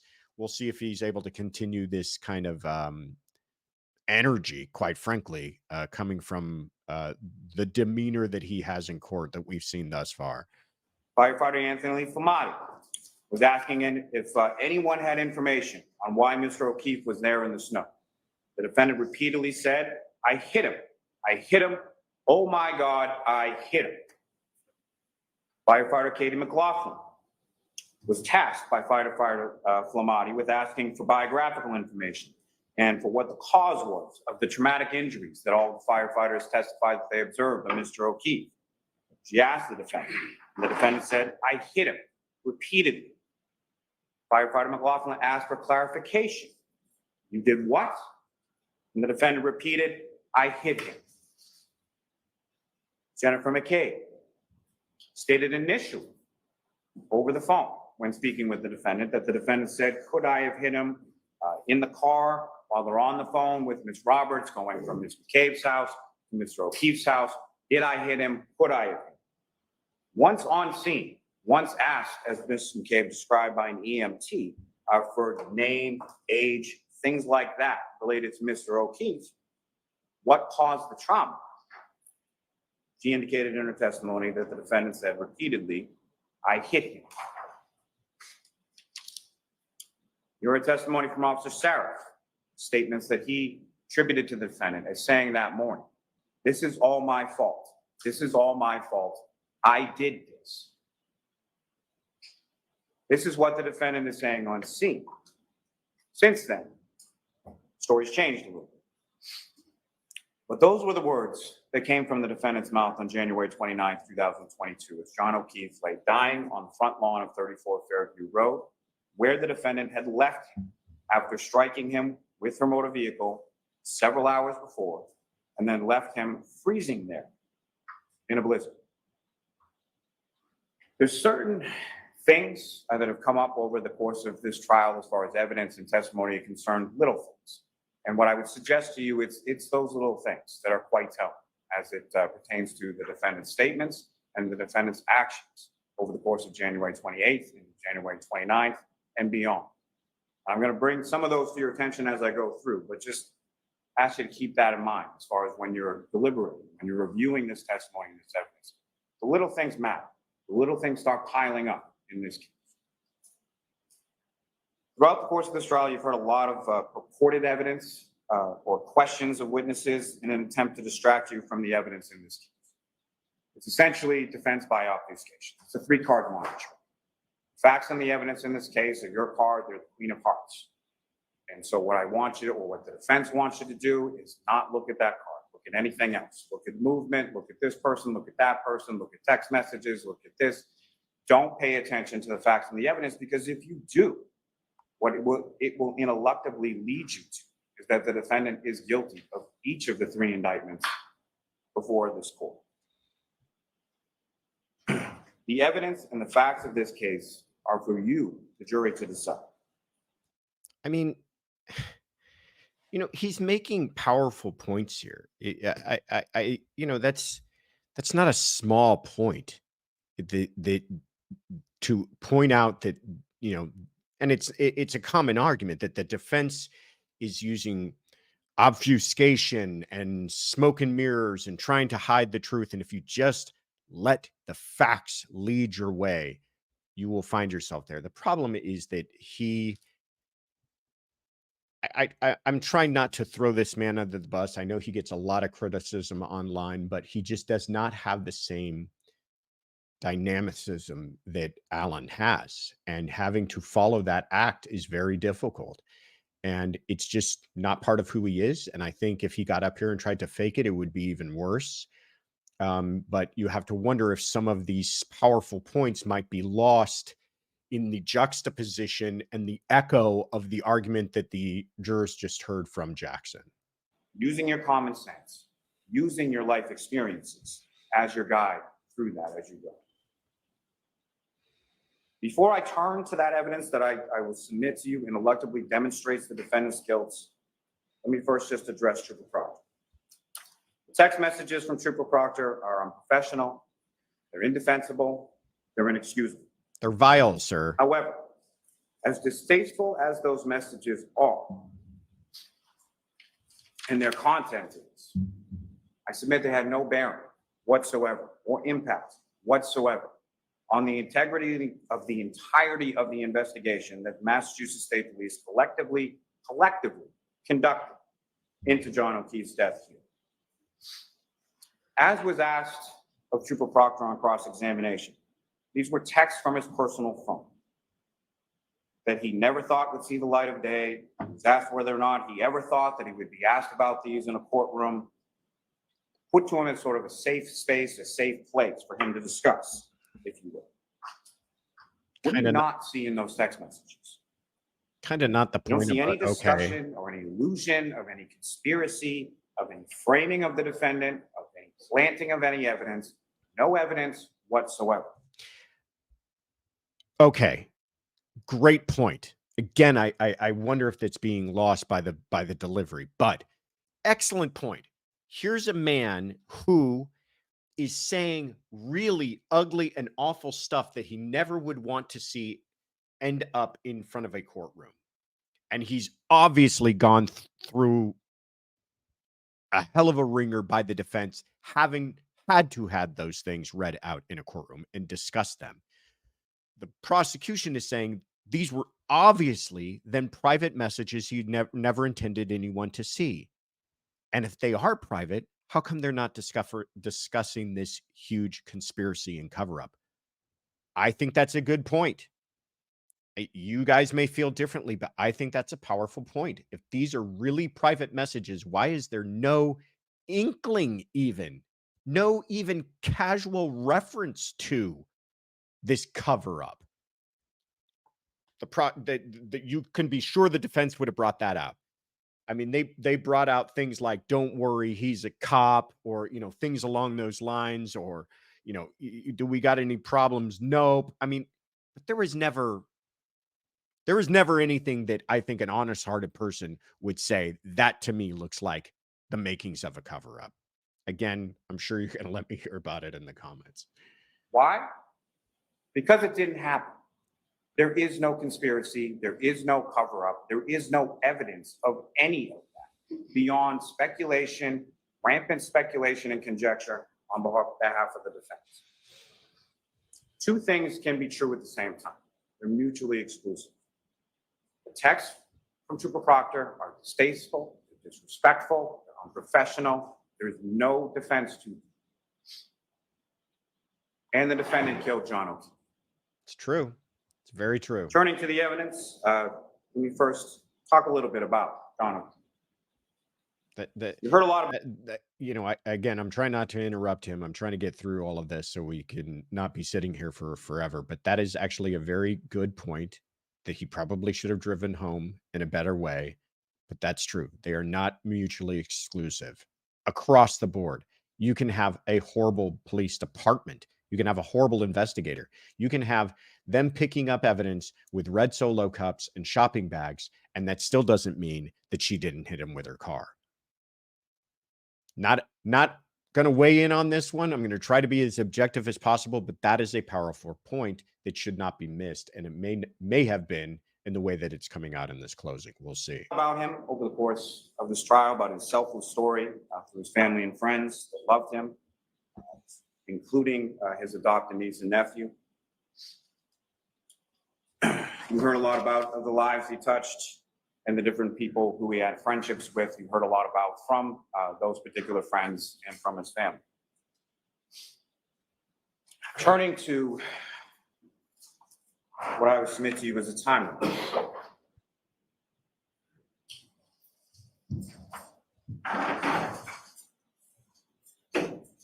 This may be a little hard to see up here. What I'm going to go is from left to right. January 28th, 2022, 9:49 in the morning, Karen and John begin fighting over text messages. 2:25 p.m. in the afternoon, the defendant texts Mr. O'Keefe, "Tell me if you are interested in someone else. Can't think of any other reason you've been like this." John texts back, "Nope." 2:25, Mr. O'Keefe texts the defendant, "Things haven't been great between us for a while. Ever consider that?" This is also testimony that you heard through multiple sources, whether it be phones, whether it be from the children, whether it be from other friends or family members as to the relationship in the months and weeks leading up to John's murder. 2:32 p.m. John texts the defendant, sick of always arguing and fighting. It's been weekly for several months now. He then texts the defendant, OMG, stop calling. This is during the time frame that Trooper Garino was talking about, with 18 phone calls, most of which were rejected, some of which were missed, and a couple of which were answered over the course of this afternoon, as she's continuing to needle and try to engage him in a fight that he doesn't want to have. 2:33 p.m. The defendant texts John, so you're not into this anymore. 2:34 p.m. John texts the defendant, I am not answering, stop calling. The defendant then texts John, then stop starting with him. 2:38 p.m. The defendant texts John, I'm going to grab a drink in a bit. 2:38 in the afternoon. Around 3 p.m. is the testimony you heard from Erin O'Keefe in regard to the defendant texting her, asking if she can go out without her husband, Paul, asking to go out for a drink.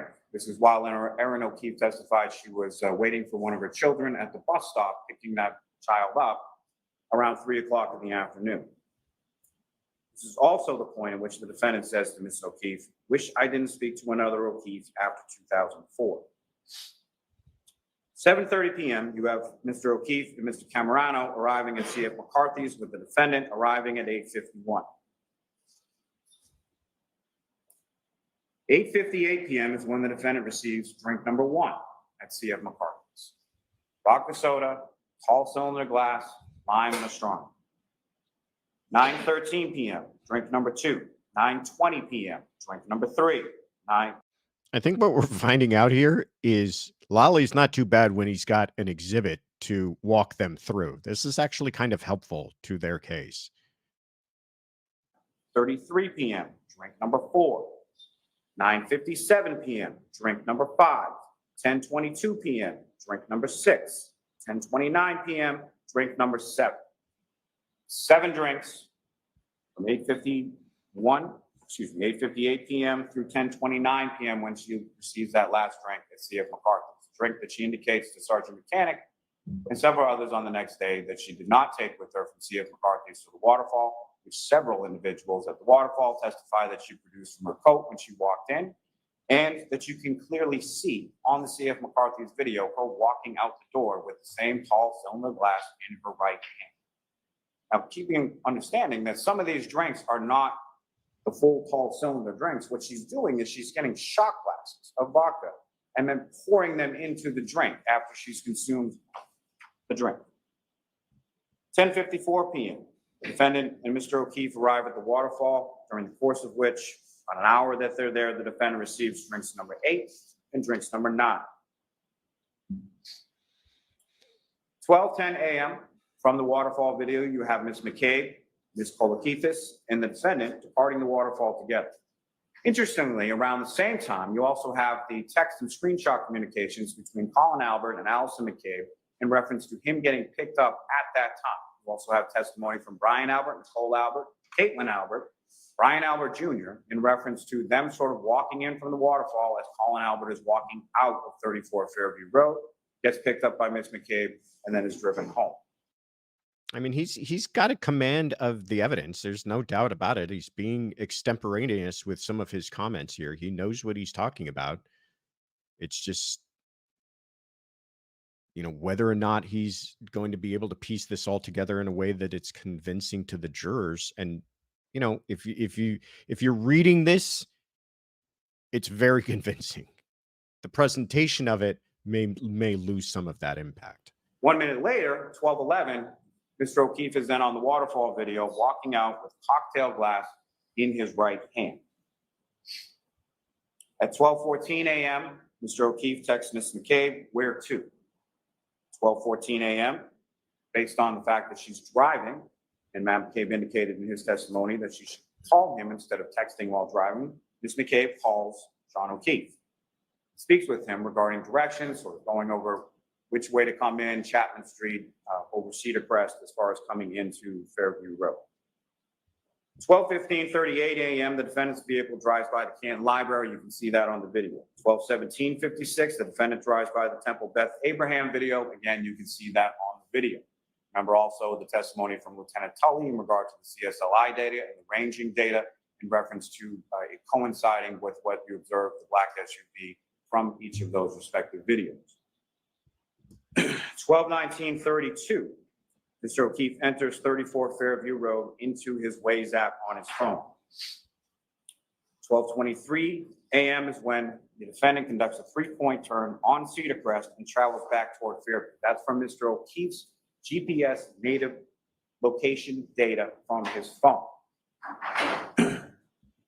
Around the same time at 12:23 and 12:24 is when you have that testimony from Ryan Nagel, Heather Maxson, and Ricky D'Antono pulling into Fairview Road around the same time and pulling in behind the dark SUV.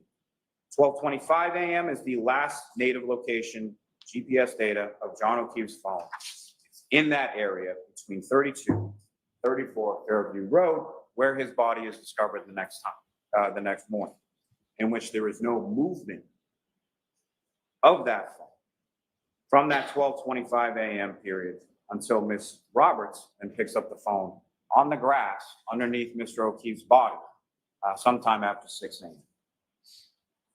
Have up on the screen right now is that data, those plotting points that Trooper Garino was testifying about as far as the movement of the vehicle.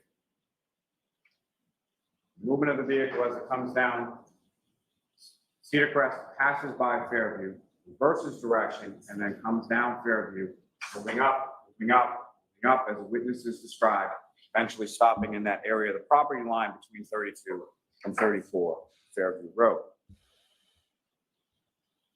which happens to coincide with the vehicle control history database information from the Toyota tech stream, which you now have up on the screen before you here, indicating that following that three-point turn, approximately 8 minutes after that, from Trooper Paul's testimony, as far as the mileage, 36 to 38 miles, matching up with the time that the vehicle is in front of 34 Fairview Road, that the vehicle travels in reverse, in a straight line, with 24.2 miles per hour for 62 and a half feet, with a minor steering angle change, which the trooper indicated was consistent with a pedestrian collision. At 12:30 a.m., you have that second triggering event 8 minutes after the three-point turn when the vehicle is in reverse at 24.2 miles an hour. 12:35 is when the defendant calls John, and that's unanswered. 12:36 is around the time that the defendant's phone connects to the Wi-Fi at 1 Meadows Avenue, Mr. O'Keefe's home. 12:37 is when the defendant leaves this voicemail.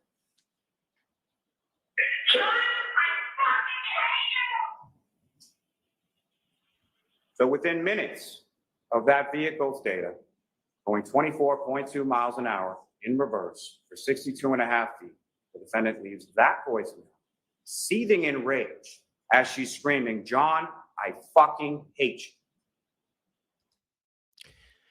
That was good. That was powerful.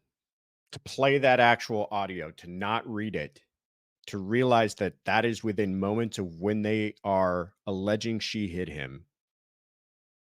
That sounds like a person full of rage. Absolutely, it does. Is that enough to believe that she just ran him over? I don't know. Might be too high of a hill to climb for the jurors, but that was a powerful moment for the prosecution, no doubt about it. 12:40 to 12:42. Ms. McCabe is texting Mr. O'Keefe. She tries calling Mr. O'Keefe, gets no answer. If you recall from her testimony around this time frame, about 12:40, she was unsure whether the vehicle was actually still out front or if it had gone at that point. But she was looking for John because she had seen the defendant's vehicle in front of the house and no one had come in. So she was wondering where her friend. She wants to see if they think it's an important point too, the way she's looking at the jurors. The defendant texts John, "See you later." 12:59. The defendant calls, leaves another voicemail for Mr. O'Keefe. Exhibit 637. It sounded like this. "John, I'm telling you, fucking kid. Nobody knows what the fuck you want, fucking pervert." But somebody did know where Mr. O'Keefe was. The defendant knew exactly where he was.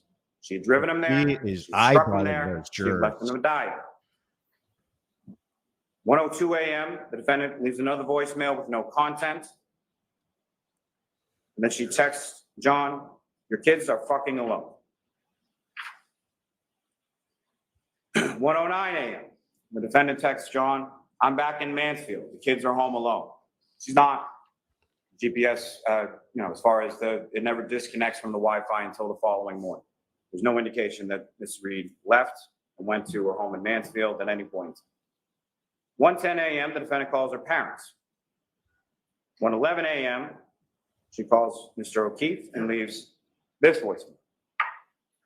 John, I'm going home. I cannot babysit Amy. I need to go home. You are fucking using me right now. You're fucking another girl. He's sleeping next to me. You're a fucking loser. Fuck yourself. 1:18 a.m., the defendant leaves another voicemail. Now, about 1:43 or 1:45 a.m. is when Julie Nagel testified that they were leaving the house. And she sees a large black object on the lawn near the flagpole while leaving 34 Fairview Road. Doesn't think much of it at the time, isn't expecting Mr. O'Keefe or any body to be out on the front lawn. 4:42 a.m., the defendant calls and speaks. So the calls to her parents are finally answered. 4:49 a.m., the defendant calls Ms. Camerano, screaming, "Where's Mike?" 4:53 in the morning is when the defendant instructs Kaylee, Mr. O'Keefe's niece, to call Ms. McCabe. Why? Because the defendant doesn't have Ms. McCabe's phone number. Indicates that John didn't come home. We got in a fight and I left him at the waterfall. Those are the first statements or the first version of events that she's able to communicate out to the world as to what happened to Mr. O'Keefe, where he is. We got into a fight. I left him at the waterfall. 5 a.m., the defendant calls Kerry Roberts, saying, "John's dead, Kerry, hangs up the phone. 5:01, the defendant calls Kerry Roberts again. And it's at this point that she indicates that John's dead, he must have been hit by a plow. 5:07 a.m., the defendant leaves One Meadows Ave. You have the video of that. It's number 153 in Exhibit 6. We'll get to that a little more in a moment. About 5:10 a.m., the defendant calls Kerry Roberts. Ms. Roberts starts calling hospitals, calling KPD, calling 911. Something that you would do if you didn't know where Mr. O'Keefe was for all of these hours, that all of these other phone calls are being made and these text messages are being sent, and calling your parents, and all of these other things. No calls to 911 from the defendant. While John O'Keefe is laying, freezing, and dying from brain injury and a skull fracture on the front lawn of 34 Fairview Road. 5:11 a.m., the defendant's vehicle is seen on the Canton Library camera heading towards the waterfall. Seems to be sort of retracing steps. 5:18 a.m., the defendant's vehicle is seen at Washington Street in Chapman on the Temple Beth Abraham video, heading in the same direction that it was the night before when it was heading to 34 Fairview Road. 5:35 is when the defendant arrives at Ms. McCabe's house. Ms. Roberts arrives shortly thereafter. Both of them see the broken taillight at that time in the driveway. Now that gap of 5:18 to 5:35 is way too much time to be driving from the area of the waterfall to Jennifer McCabe's house. And as I indicated a moment before, heading in the same direction, same directionality, retracing the steps from the night before, heading towards 34 Fairview Road. Why is it that the defendant can see Mr. O'Keefe when they eventually get to Fairview Road and no one else can? It's because she knew exactly where he was. She had hit him and left him there the night before. She had gone back during that time frame between 5:18 a.m. when she's seen on the Temple video and 5:35 when she arrives at Ms. McCabe's house. 5:33 is when the defendant, Ms. McCabe and Ms. Roberts, return to One Meadows Ave searching for John. 6:03 is when the defendant, no one else, spots Mr. O'Keefe's body buried in the snow. Exhibit 12 indicating this cruiser camera video, which I know you've seen a dozen times. So where I'm starting it from this point in this card right here is the spotlight that Officer Saraf had to use in order to locate, even with the vehicle of Ms. Roberts parked right in the middle of the road.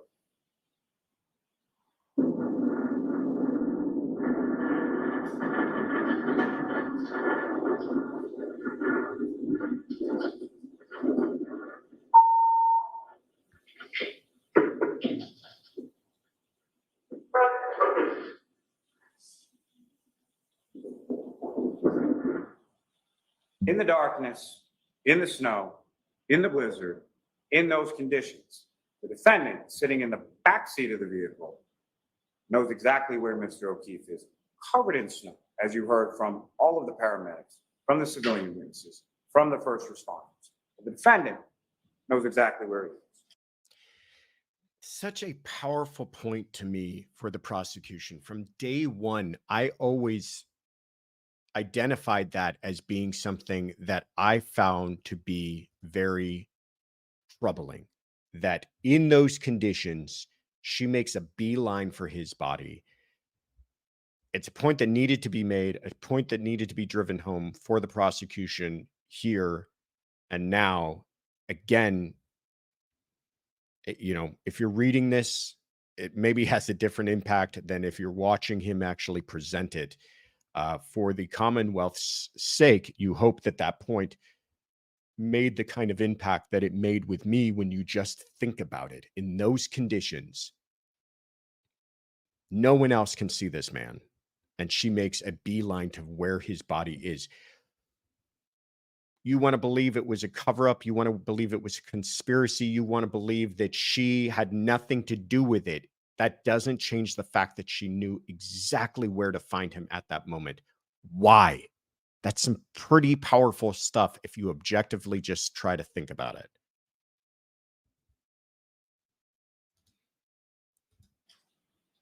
At 6:07 a.m., Ms. McCabe calls 911. 6:08, the defendant leaves that 4 or 5 minute voicemail, leaving the phone in the car for some reason to Mr. O'Keefe's phone. 6:23 and 6:24 in the morning is when Ms. McCabe conducts those Google searches. 7:50 in the morning is when Mr. O'Keefe is pronounced deceased at Good Samaritan Hospital. 4:13 to 4:20 p.m. is when the defendant's SUV is towed from her parents' house in Dighton. 5:20 p.m. is when the search team arrives in the area of 34 Fairview Road to conduct the search of evidence. 5:30 p.m. is when the defendant's vehicle arrives at the Canton Police Department south. We circle back for a moment to Mr. O'Keefe, to his families, to his friends, and to his relationship with the defendant. We heard testimony from Paul and Aaron O'Keefe that they liked the defendant, that they thought he was good for John, thought he was good for the kids. All outward appearances of the relationship were good. You heard testimony from the children that that was not true behind closed doors. But Paul O'Keefe testified that he told the defendant's parents this, that he liked Ms. Reed, that he thought that she was good for John, thought that she was good for the kids, weeks before John's murder. He even blew her a kiss in the emergency department at Good Samaritan as he was walking out and she was still being treated while they were there. Invited her over to John's house to grieve with him. Invited her to sit down with him while he explained to their nephew Patrick about John's passing. Defendant shows up at the house. Abruptly goes upstairs with her father for a period of about 15 minutes, which is about half of the time that she spent there that morning grieving with the family. She left with a bag of her belongings, drove with her family there, and then took an extra vehicle in the height of the blizzard, around 1 o'clock in the afternoon, drives that vehicle all the way from King, where it was parked at her boyfriend's house, where she stayed over on many occasions, drove that vehicle or felt the need to drive that vehicle from Canton all the way down to her parents' house in Dighton at the height of the blizzard. You heard testimony from Aaron O'Keefe of the text messages and the phone call on January 28th.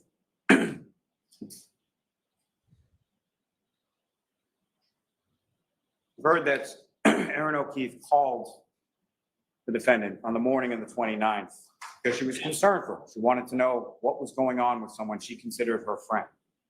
The defendant yells, "John is dead." Ms. Robertson grabs the phone and then updates Erin O'Keefe as to what's going on with John. Erin O'Keefe again calls back later because she's concerned for someone that she considered her friend. How does the defendant respond? These are some of the little things. Defendant indicates to Ms. O'Keefe that she just has to remember the bad times and indicates to her, "I don't think I'll ever see you guys." This is after she's done her quick in and out at One Meadows Ave and is now with her parents or with her father, driving that car, essentially taking the murder weapon from Canton and bringing it down to her parents' house in Dayton. She's indicating over the phone to Erin O'Keefe, "I don't think I'll ever see you guys." Why? If she didn't kill John, why would she say it? Great point. You heard a lot of testimony about New Year's Great Eve. point. You heard the testimony from Ms. O'Keefe in regard to them exchanging, her and the defendant exchanging text messages on the flight down, arranging times to meet up. And then the defendant telling Erin via text message that she caught Johnny kissing Laura's sister in the hotel lobby. She got into an argument about it, and then they never met up. Meaning the defendant, Mr. O'Keefe, got into an argument about it, and she and Erin O'Keefe never ended up meeting up in Aruba. Her testimony consisted from Laura Sullivan, Marietta Sullivan, as well as the children. The kiss never happened. It never would happen based on the relationship, the godfather relationship that John O'Keefe had with Laura Sullivan, her family, and particularly Laura Sullivan's child.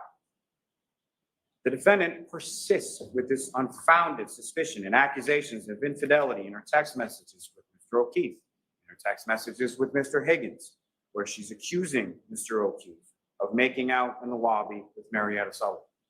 Both of the Sullivans and the children have the defendant and Mr. O'Keefe following this incident with Marietta Sullivan going into a room. Both of the children testified that they're in that room for about 20 to 25 minutes and they're arguing about the defendant indicating that Mr. O'Keefe kissed someone in the lobby. And you have Laura Sullivan's testimony about 20 to 25 minutes after her sister comes out and states her displeasure about the defendant. It's about 20 to 25 minutes before Mr. O'Keefe comes out, and then he and Ms. Sullivan have a conversation. Ms. Sullivan indicates that Mr. O'Keefe's phone is essentially blowing up, lighting up with calls and texts from the defendant. I would submit similar to the afternoon of January 28th. Mr. O'Keefe says she's crazy and he needs to take this and goes off from her. Ms. Sullivan has later conversations with Mr. O'Keefe on this Aruba trip, asks him if he's okay, asks him if he's happy. She indicated in her testimony that Mr. O'Keefe shrugs it off and says it is what it is. You heard testimony from the children about the arguments in the weeks and the months. And I know this is a displeasure to the defense counsel that the children came in and actually testified as to what happened behind closed doors in the house. They both recall frequent fights. They both recall Mr. O'Keefe trying multiple times to break up with the defendant, asking her to leave the house, the defendant refusing to leave the house. His niece, Kaylee, John tried to diffuse, he tried to walk away, and the defendant would follow each time during each argument. You know, the prosecution in any case does not have to prove motive, which a lot of people find surprising. They don't. They have to prove intent. They have to prove that somebody intended to do something, but not why they intended to do something. In a case like this, it's a mistake to think that you don't have to present some of that evidence, some reason for that to the jurors for them to hang their hats on. And I think he's trying to do that here. Is it convincing? Is it strong? Not necessarily, but is it a reason? Is it some motive? Is it some understanding? They certainly weren't people who were just living their happiest lives together. Is that enough for her to have, in a moment of rage and alcohol-fueled anger, do what she did, what the prosecution is alleging that she did? Perhaps it's better than nothing, and they needed something And that's why I think we're getting into all of this and why that was important to the prosecution during this trial. They both indicated that Mr. O'Keefe had told the defendant that the relationship had run its course, similar to language within the text messages you have between the defendant and Mr. O'Keefe. That Mr. O'Keefe was sick of arguing, again, mirroring those text messages from January 28th, leading up into going out to see if McCarthy is eventually the waterfall, and the defendant killing Mr. O'Keefe in the early morning hours of January 29th. We have testimony in regard to the ring camera. Kaylee indicated in her testimony that John had had that for about a year. So during the course of 2 years or so of the relationship with the defendant, he got it while he was dating the defendant. The defendant had the security code for the garage. Neither of the kids had access to the camera. Trooper Garino checked the laptop and the desktop that were left after the defendant did the quick cleanup upstairs with the father, upstairs in the home. Neither of those devices had access to the ring cameras. John had access on his phone. The defendant indicates, if you recall, in some of those text messages in regard to the romantic kiss that she placed on Mr. Higgins earlier on January, whatever it was, during the Patriots. Mr. Higgins and Mr. Jackson was indicating weren't very good friends with Mr. O'Keefe, but had been invited over to his home for a Patriots game, at which time the defendant escorted Mr. Higgins out of the garage and placed a romantic kiss on him. But during those text messages, when they're talking about that, if you recall, the defendant is saying something or joking about something that Mr. O'Keefe had been looking at the videos and had been asking her if there was something going on with her and Mr. Higgins. And what was her response to that? I know where the cameras are. There are only 2 videos missing from that ring system. One being the defendant getting to Mr. O'Keefe's house after murdering him, and the other when the defendant is showing Ms. McCabe and Ms. Roberts the broken taillight, both of which, both Ms. McCabe and Ms. Roberts testified as having occurred. No video. Good point. A variety of stories that the defendant tells on the morning of January 29th. There were text messages and voicemails from the defendant to Mr. O'Keefe, 53 phone calls from 12:33 a.m. to 6:03 a.m. 0 phone calls to 911. The defendant calls Katie Camerano. The defendant calls her parents at 1:18 in the morning, 4:38 in the morning, 4:42 in the morning. The call then from Kaylee's phone to Ms. McCabe, because the defendant didn't have Ms. McCabe's phone number. Both Kaylee and Ms. McCabe indicate that the defendant initially indicates or says that she got into a fight with Mr. O'Keefe and left him at the waterfall. From this information, Ms. McCabe then testifies she starts to call Julie Albert, because Chris Albert, Julie Albert, they live close by the waterfall. Maybe that's where he went. As the phone is ringing, this is a phone call that both Ms. Albert and Ms. McCabe testify was never answered. As the phone is ringing, her husband Matthew McCabe reminds her that they saw the defendant and Mr. O'Keefe and the car outside of 34 Fairview. So she hangs up.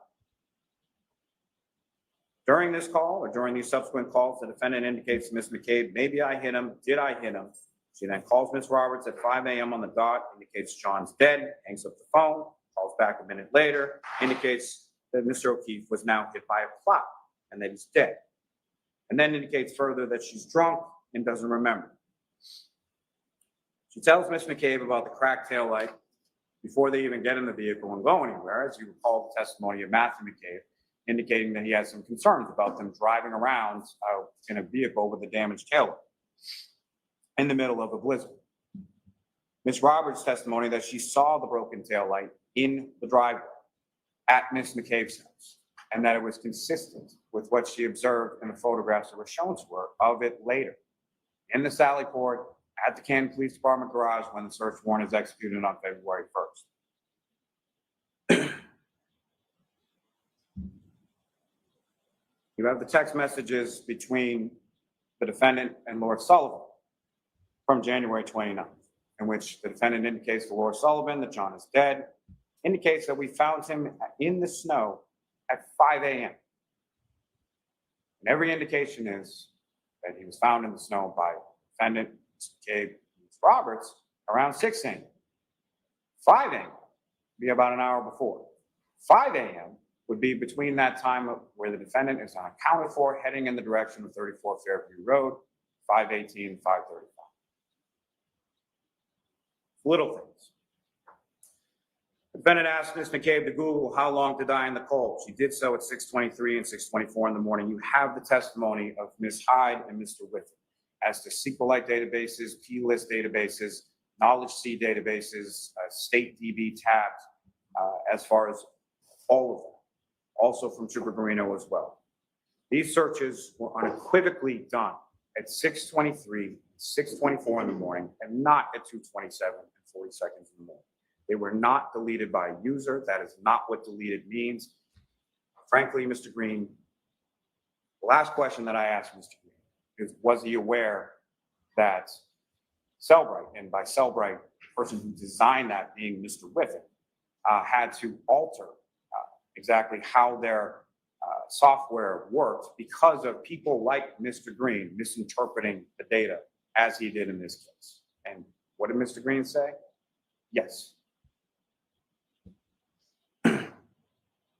But those questions, as far as how long to die in the cold, I would submit mirror the questions that the defendant asked firefighter Whitley in the back of the ambulance, if you recall those. She asked firefighter Whitley how long to die in the cold without a jacket. He knew how Mr. O'Keefe was dressed. She knew when she left him to die in the cold how he was dressed.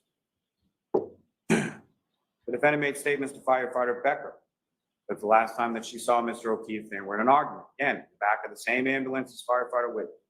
You have testimony from firefighter Woodbury. Same kind of questions. If Mr. O'Keefe could be alive without a jacket. You have the testimony from each of these firefighters as to sort of the vacillating emotional state of the defendant that morning. What you have in the testimony from firefighter Woodbury is that despite all that, there were no tears that he observed from the defendant at that time. What each of those first responders indicate is that the defendant repeatedly stated, is he dead? Is he dead? Not, is he okay? Is he going to be okay? How is he? Any sort of questions about the medical condition. Is he dead? That phraseology repeated over and over again. And when you take into juxtaposition that phraseology, text to Laura Sullivan, found him in the snow at 5 a.m. The unaccounted for time heading in the direction of 34 Fairview Road, 5:18 to 5:35. The repeated questioning, firefighter Whitney, firefighter Woodbury, asking Ms. McCabe to look up those things in her phone. She's looking for confirmation, is what she's looking for. When she asks over and over again, is he dead? Is he dead? Is he dead? It's an interesting point. I don't know You how have the testimony that you I find heard, it to be, but from it's Ms. an McCabe interesting way of and Ms. Roberts. characterizing that Say evidence. them together because as far as these two women were concerned, they did not know each other really at all. The only time, as they both testified to, that they ever spent appreciably together prior to January 29, 2022, is when Mr. O'Keefe nicely took them out for sneakers because he had some sort of deal at a Reeboks outlet or something like that to sort of try to pay them back for the help that they provided him and the children. Jennifer, with respect to the niece. Such a nice Terry, with guy he respect was. to the nephew. But they're both contacted by the defendant in the early morning of January 29th.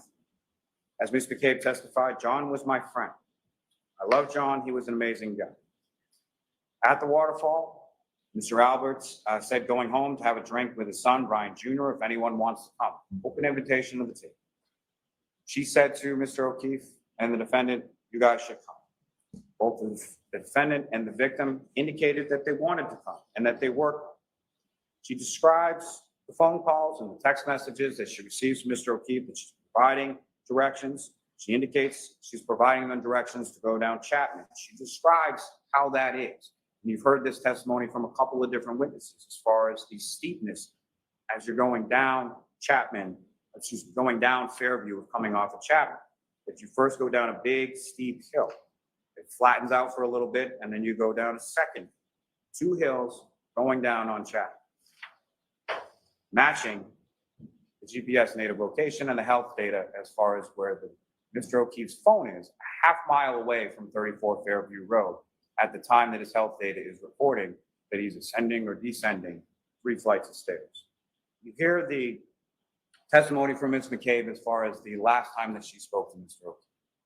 She's still trying to provide directions to Fairview because Mr. O'Keefe has never been there before and neither has the defendant, which is further corroborated in Trooper Garino's testimony as far as the vehicle passing by Fairview and then coming back in on the other side, having to reverse direction. But she's giving directions and she indicates that she uses a house that Mr. O'Keefe will be familiar with, that belonging to Bella or Bella's mom. Bella's mom is an ex-girlfriend for a short period of time, a long time ago. However, in the defendant's mind, it's so pressing on her mind that she's still talking about it the next morning or later on that morning when she's riding, going towards Fairview Road with Miss Roberts and Miss McCabe in Miss Roberts' car. She's still talking about it at that time. It's that much on her mind. Miss McCabe indicated that she looked out and she saw the vehicle initially in front of the front door, as did Mr. McCabe, as did Brian Albert Jr., as did Julie Nagel, as did Brian Nagel, and the vehicle moved up several times to several spots to where it was then positioned.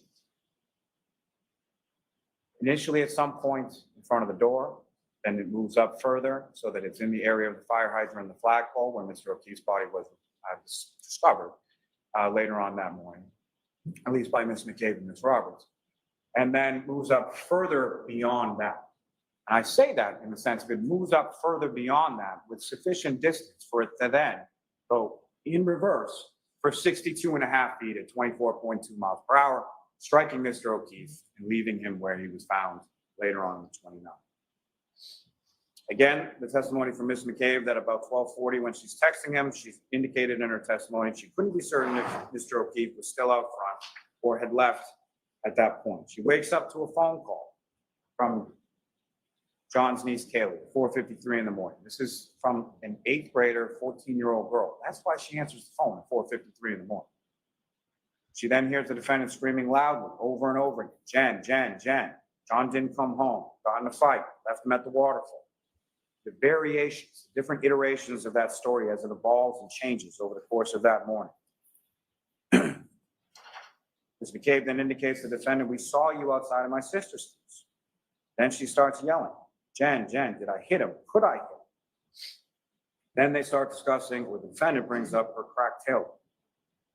Then both Ms. McCabe and Mr. McCabe hear the defendant screaming outside of their home at about 5 o'clock in the morning, or shortly after 5 o'clock. They go to Mr. O'Keefe's house. And both Ms. McCabe and Ms. Roberts indicates, and you heard this testimony from a number of different witnesses, friends and family of Mr. O'Keefe, that he had a rule, pretty strict rule in his house as far as you take your shoes off when you come in the house. And so what did Ms. McCabe and Ms. Roberts both do when they're entering in that house on January 29th? They take off their boots, they get out in the snow, they take off their boots in the mudroom, and then they walk in. What did they both indicate that the defendant did that morning when she came back to the house? Walked right in with the shoes. You hear that second voicemail. It's after the defendants arrived back at One Meadows Ave, after her phone is reconnected with Mr. O'Keefe's Wi-Fi. And you can hear the footsteps. Part of that may be in the garage, part of that might be in the house. Why is it that the defendant has no issue with wearing shoes in the house when Mr. O'Keefe has that strict rule? Because she knows where he is. I don't know what to make of that. It's a small point, but it's a clever point. It's a point that I don't think has really been highlighted before now. That's something to chew on, I think. It's again, does that mean she killed him? No. But it's an interesting little thing to point out as far as thinking about this case and what's going through her mind at that time.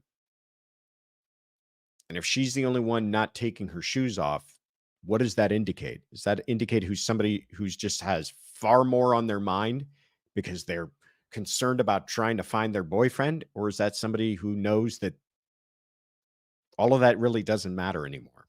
Again, not to make mountains out of molehills here, but interesting point. Clever way of weaving that into this argument. He knows it's not an issue. He's not coming home because she hit him with her SUV and she left him in the snow. Ms. Roberts and Ms. McCabe are frantically sort of running around the house looking for Mr. O'Keefe. Defendant's not. They then get in the vehicle. They drive back towards Fairview Road. And again, the defendant from the backseat of the vehicle immediately sees the defendant, starts pulling and kicking on the door, and runs in sort of a beeline straight over to where Mr. O'Keefe is laying on the front lawn.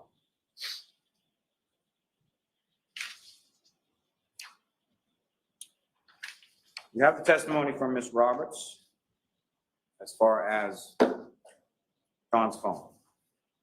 John's phone, when the firefighters pick him up, and you recall several witnesses testifying about that, pick him up on the scoop stretcher and they bring him over to the ambulance while they're conducting resuscitative efforts trying to save Mr. O'Keefe's life. Ms. Roberts indicated that she observed underneath only the phone, but the phone on the grass. On the grass in the area that is completely covered in snow in every other area except under Mr. O'Keefe, which I would submit indicates how long Mr. O'Keefe has been there. Now recall, around 12 o'clock or so is when it starts to snow and it starts to stick a little bit. You heard all that testimony. I know it was a lot of testimony about snow, a lot of testimony about weather, but there's a purpose to that. Powerful point being made here. As far as the grass underneath Mr. O'Keefe's body, where his cell phone was, Ms. Roberts observed some 6 hours later after it starts snowing, it's still visible only under Mr. O'Keefe where his body is, which I would submit as evidence to you as to how long he's been there. Now, on top of that, you also have hours of ring videos of the driveway as far as shoveling and Paul O'Keefe and other people snow blowing and shoveling and all those kinds of things. There's a purpose to that as well. If you look at those, if you look at the video of the defendant crashing into Mr. O'Keefe's vehicle at a speed of anywhere from 0 to 5, which even Dr. Wolf would indicate would not cause the damage to the taillight that was observed in this case. You know what you don't see? You don't see snow move off Mr. O'Keefe's vehicle when they come into contact. You don't see any red or clear plastic pieces in the snow. And if you look at those stills, not the ones that counsel put up there during his closing, but if you look at each of the video and the stills, you can see the damage consistent with the taillight at each and every point.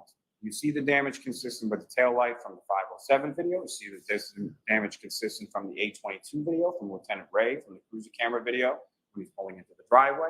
You see the damage consistent from the Dighton video at the defendant's home. You see the damage consistent from the right here, February 1st, 2022, when the search warrant is conducted and Ms. Hartnett removes all those pieces from the vehicle.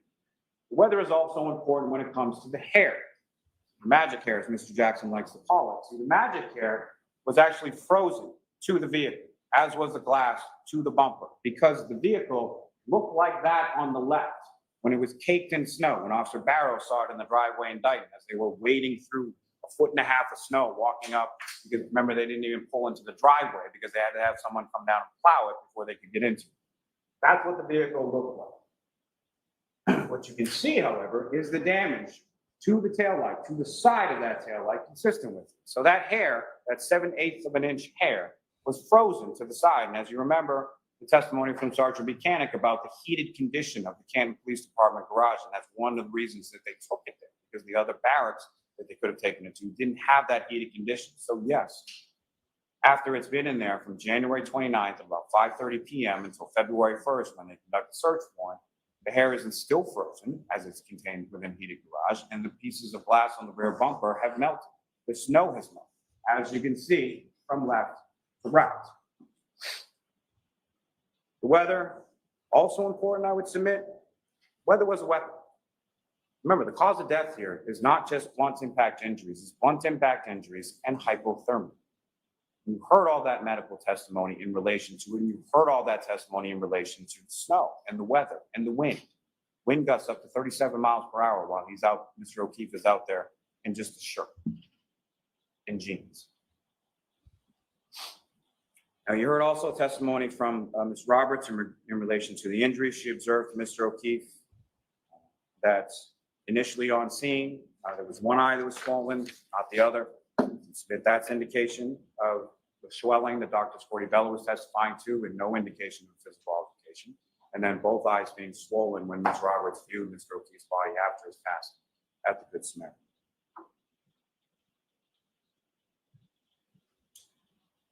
Submit that all the testimony tells you the same consistent account, internally, externally, from civilian testimony to investigator testimony, to medical testimony, to forensic testimony, to the reconstruction testimony. You have the testimony from Ms. McCabe and Ms. Roberts that they couldn't see Mr. O'Keefe at Fairview when they initially pulled up. You can see that from Officer Sarif's cruiser. You have Mr. O'Keefe being covered in snow from the storm. You know where Mr. O'Keefe's body was. It's clearly visible on the cruiser camera from Officer Sarif. You have the testimony from each of the responding officers, anywhere from 5 to 12 feet off the roadway, and from the civilians as well. Ms. McCabe, Ms. Roberts, Officer Mullaney has 6 inches of snow on Mr. O'Keefe when he first sees him. Firefighter Kelly says that he couldn't even see Mr. O'Keefe until he was 5 feet away, in the darkness, in the snow, in the blizzard conditions. There's no footprints around the body. There's no drag marks around the body.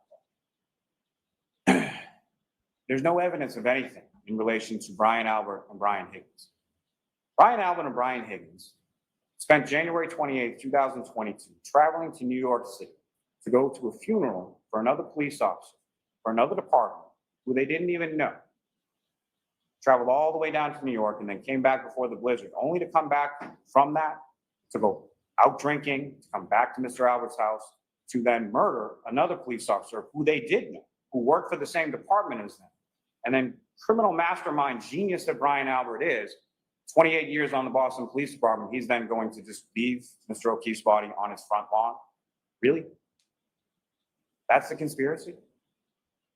What evidence do you have of that? I mean, again, he's making, that's a very good point. He's making good points. He's making solid points. These are things that needed to be said, and he's explaining them and highlighting them in a clever way. It's just not with the same gravitas that we may have seen from Alan Jackson. But again, are the jurors going to care about that, or are they just going to be kind of give us the facts? He's got a very matter-of-fact presentation about him. That's, I think, the best way of describing him. You have statements that the defendant made to Sergeant Buchanan on January 29th. She was willing to speak, but didn't want to give too much detail. Conversational tone throughout. She indicated that the night before, they had gotten into an argument, something about what was fed to the children, nothing about the detailed arguments, incessant phone calls, and everything else that you saw from the defendant and Mr. O'Keefe's phone on the 28th. She indicated that she got to C.F. McCarthy's around 9 p.m., started drinking vodka sodas. The men were drinking beers. When asked where she parked her vehicle, she said she parked on Washington Street across from C.F. McCarthy's, facing northbound on the side, same side as Waterfall. Same testimony that you heard from Ms. Kolakithis, observing the defendant going over to her vehicle, getting in the driver's seat, and the victim, Mr. O'Keefe, getting into the passenger seat. She said they were left the Waterfall, were invited to her residence. She drove her and John to the location in Canton. She dropped Mr. O'Keefe off, did not see him walk into the home. She, being the defendant, stated she made a 3-point turn and then left. When asked about the damage to her vehicle, she indicated to the troopers, "I don't know, it happened last night."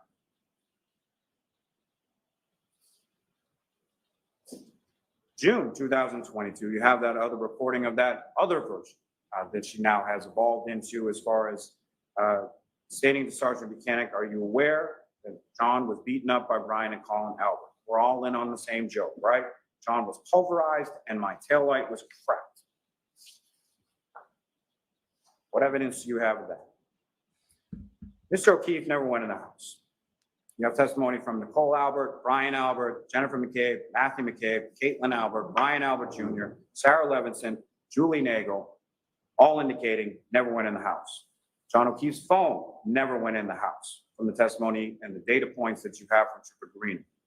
You know how Mr. O'Keefe was dressed, and you know the defendant knew that. You have the testimony from Kurt Roberts, Jennifer McCabe, Matthew McCabe, Karina Kolakithis, Nicholas Kolakithis, Brian Albert, Nicole Albert, Brian Higgins, all indicated in their testimony, and the defendant knew, based on our questions to the firefighters the next morning, that Mr. O'Keefe was not dressed for the weather when he left the waterfall. The weather was a weapon. You have the testimony about the car, the defendant's car being there in front of the house, moving multiple times. You have that from multiple sources. You have that from Matthew McCabe. You have that from Jennifer McCabe. You have that from Brian Albert Jr. You have that from Julie Nagel. You have that from Ryan. You have the testimony of Ryan Nagel, Ricky D'Antonio, and Heather Maxson. Ms. Maxson indicated she saw a male passenger, female operator as the vehicle was turned. Remember, they're coming towards Fairview at the same time. The defendant, after conducting that reverse Rush in three-point everything turn on he's got Cedar Crest, left. is then taking a right on to Fairview, while Mr. Nagel, Mr. D'Antonio, and Ms. Maxson are taking a left on to Fairview. Mr. Nagel indicates that Mr. D'Antonio then flashes lights. During that time, Ms. Maxson can see inside the vehicle. She sees a male passenger. She sees a female operator. They follow the vehicle as they're turning onto the street. Lo and behold, they're going to the same residence. They park. There's nothing in between them and the defendant's vehicle. They indicate that at no time do they see anybody get out of the vehicle. At no time do they see any damage to the vehicle, or it hasn't happened yet. At no time do they see anyone leave the vehicle and go into the house. The vehicle moves up on different successive occasions, as testified to by Mr. Nagel and several others. And then as they're passing that vehicle, Mr. Nagel indicates that he sees a female operator in the vehicle with the dome light on. Interesting, when I asked Mr. Nagel, as far as when Julie Nagel came out to the vehicle, did he roll down the window or did he open the door? He indicated he opened the door. And I asked him, what happened when you open the door? What happens when you open the door to a vehicle? Dome light comes on. So there's a reason I would submit, or the inference that you can make, is that no one sees Mr. O'Keefe in the vehicle because that's the moment he steps out of the vehicle. And then they're gone. The Nagels, Ryan Nagel, Ricky D'Antonio, and Heather Maxson drive away from that. We have the testimony from Julie Nagel and Sarah Levinson, the peanut butter and jelly sandwich conversation they have with Ms. McCabe, which while they're pulling away from the house where everybody's attention is drawn, Ms. McCabe is turned around facing both of them in the backseat. Ms. Nagel is facing Ms. Levinson on the passenger side, looking out the window towards 34 Fairview Road. Ms. Levinson is looking back at Ms. Nagel away from that area, in which Ms. Nagel indicates that she sees a 5 to 6 foot dark blob on the lawn near the pole in the hydrant, which is just where Mr. O'Keefe is discovered the next morning. You have the testimony recalled, and you have text messages in regard to Colin Albert when he gets picked up from Mr. Lally, 5 minutes. Yes, sir. Colin Albert, Miss Allison McCabe, Brian Albert, Nicole Albert, Caitlin Albert, Brian Jr., all indicating that it was picked up around that time at 12:10 a.m. You have the testimony from Chris and Julie Albert, his parents, as far as when he comes home, kisses them goodnight before he goes to bed. You have that testimony in regard to Chris Albert, as far as how John O'Keefe and the defendant come to be at the waterfall in the first place, as far as John O'Keefe and his nephew coming in early in the day, getting a couple slices of pizza. What are you doing later on? Contained within those texts. You have the testimony from Lieutenant O'Hara, Lieutenant Tully, Sergeant Mechanic about those items being recovered. And in particular, the items being recovered on January 29th by that search team. What did Lieutenant O'Hara say? The items were found close to the curb. The items were at ground level. 3 feet of snow that they had to sift through in order to find those particular things. The detail or the delay in the recovery of evidence. The photos in the video, most of which you have in evidence, is earlier in the storm. This is before the 18 inches of snow falls down, before there's drifts and 3 feet of snow in places. They found evidence where it had been at that same ground level, in the grass, under the snow, at 34 Fairview Road. We heard all of the medical testimony, which I would submit is consistent, from firefighter Formati to Dr. Rice. We heard testimony regarding the defendant's blood alcohol concentration from Dr. Fowler and Nick Roberts, 93 milligrams per deciliter, 0.07 to 0.08% at 9:08 in the morning. We heard it Mr. Roberts' testimony in regard to the retrograde extrapolation, 0.13 to 0.29, extrapolating back to the time of the operation. The defendant admits to drinking vodka. It's on the receipts from C.F. McCarthy's and from the waterfall. You have the witness testimony in the surveillance video in regard. The forensic testimony that you have. In regard to the medical testimony, you have the sort of pattern abrasions, clear plastic that's recovered by Lieutenant O'Hara and Lieutenant Tully on January 29th. The clear plastic that has the dimples on it. No one, not Trooper Paul, not anyone at any point in time ever said that Mr. O'Keefe's arm was out like this at the time that he struck and that he did a pirouette and then flew 30 feet in the air. 12 inches of abrasions that the doctors were, the biomechanical people were talking about yesterday. 12 inches and then 6 inches to the tail end is easily solved by this. And the dimples on his arm are, that I would submit are consistent with the dimples on the tail light cover piece, are right around this area of the elbow. You have testimony in regard to I forensics. hate that as he's far as rushing Mr. this all Porto, in here at Mr. the Bradford. end. I mean, these are John O'Keefe's points DNA is that on need that to be tail light. made, need to On be the house. explained. His DNA is there to the exclusion as well of Sergeant Mechanic and Chief Proctor. Mr. O'Keefe's DNA. Again, to the exclusion of them. If there's a conspiracy, where's their DNA? Could they have been wearing gloves? Sure. But these are not small points that should be rushed into the last 5 minutes of closing. Is on the exterior of the broken drinking glass. Mr. O'Keefe's DNA and only Mr. O'Keefe's DNA is on his clothing and his fingernails, consistent with Dr. Scortibello's testimony that there is no evidence of a fight or an altercation. There's no one else's DNA under his fingernails. There's no one else's DNA on his clothing. You have the testimony from Ms. Hartman, Trooper Paul, as regards to the damage that they observed, the dent, scratches, 7/8 of an inch hair. You have the testimony from Ms. Chart in regard to the mitochondrial DNA profile from that hair being consistent with the DNA profile of Mr. O'Keefe. You have the testimony from Ms. Valier and Ms. Hanley in regard to the microscopic pieces, 1/16 of an inch by 1/16. You have 1 minute, Mr. Lally. Wrap it up. Yes, all consistent with pieces of taillight that are found within his clothing.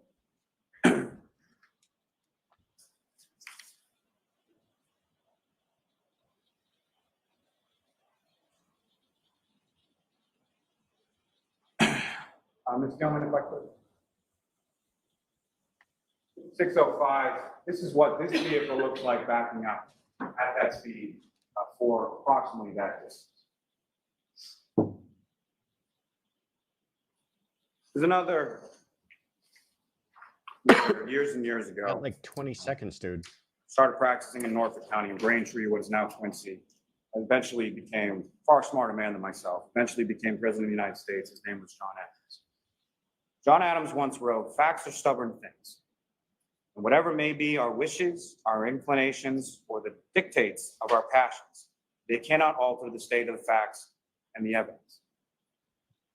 What the constellation of the facts and the evidence ineluctably demonstrate here is that the defendant drove her vehicle in reverse for 24.2 miles per hour for 62.5 feet, struck Mr. O'Keefe, causing those catastrophic head injuries, leaving him incapacitated and freezing to death.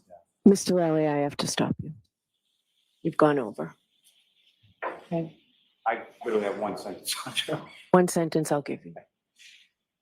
From that facts and that evidence, I would submit ineluctably demonstrates her guilt on each of the indictments before you, and I would ask that you find this. Thank you. All right. That kind of ended on a whimper there for poor Lally.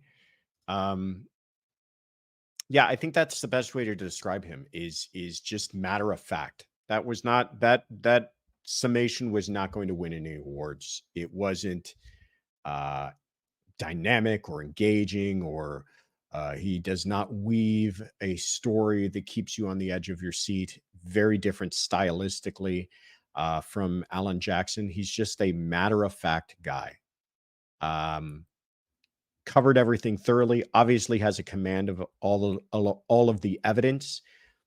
just not going to be someone that you're going to be talking much about their presentation later on this evening. But where do we, here we are, 8 weeks later, 68 prosecution witnesses, 3 witnesses for the defense. Here we are at that point where the jurors are really going to have to get to work. And you can imagine they are in an unenviable position. And I'm not going to tell you how I come out on this case. I will tell you this, that to me, this entire thing boils down to her taillight fragments were found near the location of his dead body. And you're either going to believe that that was caused because she hit him, or you're going to believe that was caused because they were planted there. And which of those 2 scenarios is more reasonable to you as a juror? Again, Lally didn't get into the elements of the crimes in this case. He didn't walk you through all of the elements and how they were proven. This case for both sides has come down to, did she hit him or didn't she? For the defense, it's she didn't hit him and she was framed, and I'll tell you all the people who were involved in it. And for the prosecution, that's a bunch of noise and she hit him. And the jurors are really left with that binary choice.